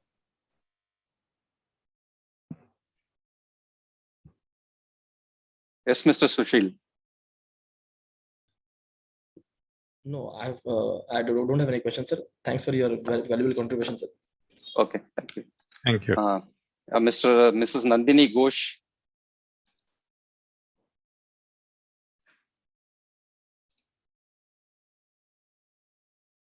So we'll go to the next one, Mr. Bramesh. I already got my answer. Thank Oh. you for the excellent session. Thank you so much. Mr. Bramesh Kumar.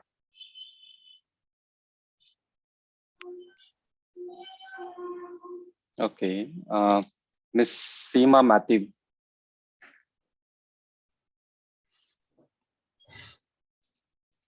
I think probably the questions were already answered during the Yeah, panel okay. session. So, yeah. Looks like yes. Yes. Yeah. Thank you. Great. So I think we've addressed almost all queries, and of course, you're free to reach us if you have any particular specific requests for Shimadzu or any solutions that you're looking for. We can discuss what Shimadzu solutions we can offer for your particular requirement. Just would like to thank each and every one of you for spending this afternoon with us. I'm sure with such an interactive session, you have a whole new perspective of analyzing honey and applying techniques to your food safety analysis. We look forward how we can connect and discuss more solutions, how to upgrade your laboratories. And if any challenges you are facing, we can Shimadzu Solutions, how we can support you. Let us discuss, let us connect and stay connected with Shimadzu. You can follow us on LinkedIn. I will just put a link on the chat. You can follow us for the latest updates. And of course, we look forward for such kind of platforms and your future participation for the seminars to come. Thank you very much again for all participation and the interactions. I would also like to thank the organizing team from our partners Spinco Biotech and Toshman Analytical, who have been putting together this platform and supporting with all the arrangements. Thank you very much. And everybody, please stay safe, take care, and stay safe from the pandemic. Take care of your health, have more honey, and take the benefits of the superfood. Yes. I want to convey my special Yes. thanks to Dr. KK Sharma Yes. Thank from my you. side, from Shimadzu. Yeah. Because you Without are your- enlightened with nice. Yeah. You have given a good kickstart Yeah. and good Thank you. information to the audience. Thank you very much. Your Yeah, Thank you thanks very to- much. enriched knowledge. Yeah, yeah. Yes. Sparing so much Thanks time. to Very giving this beneficial. opportunity. Thank you. Thank you, Thank you. Spinco. Thank you, Stay Shimadzu. safe. And safe. Yeah, yeah. thanks participants for your, participating in this webinar. Thank you very much.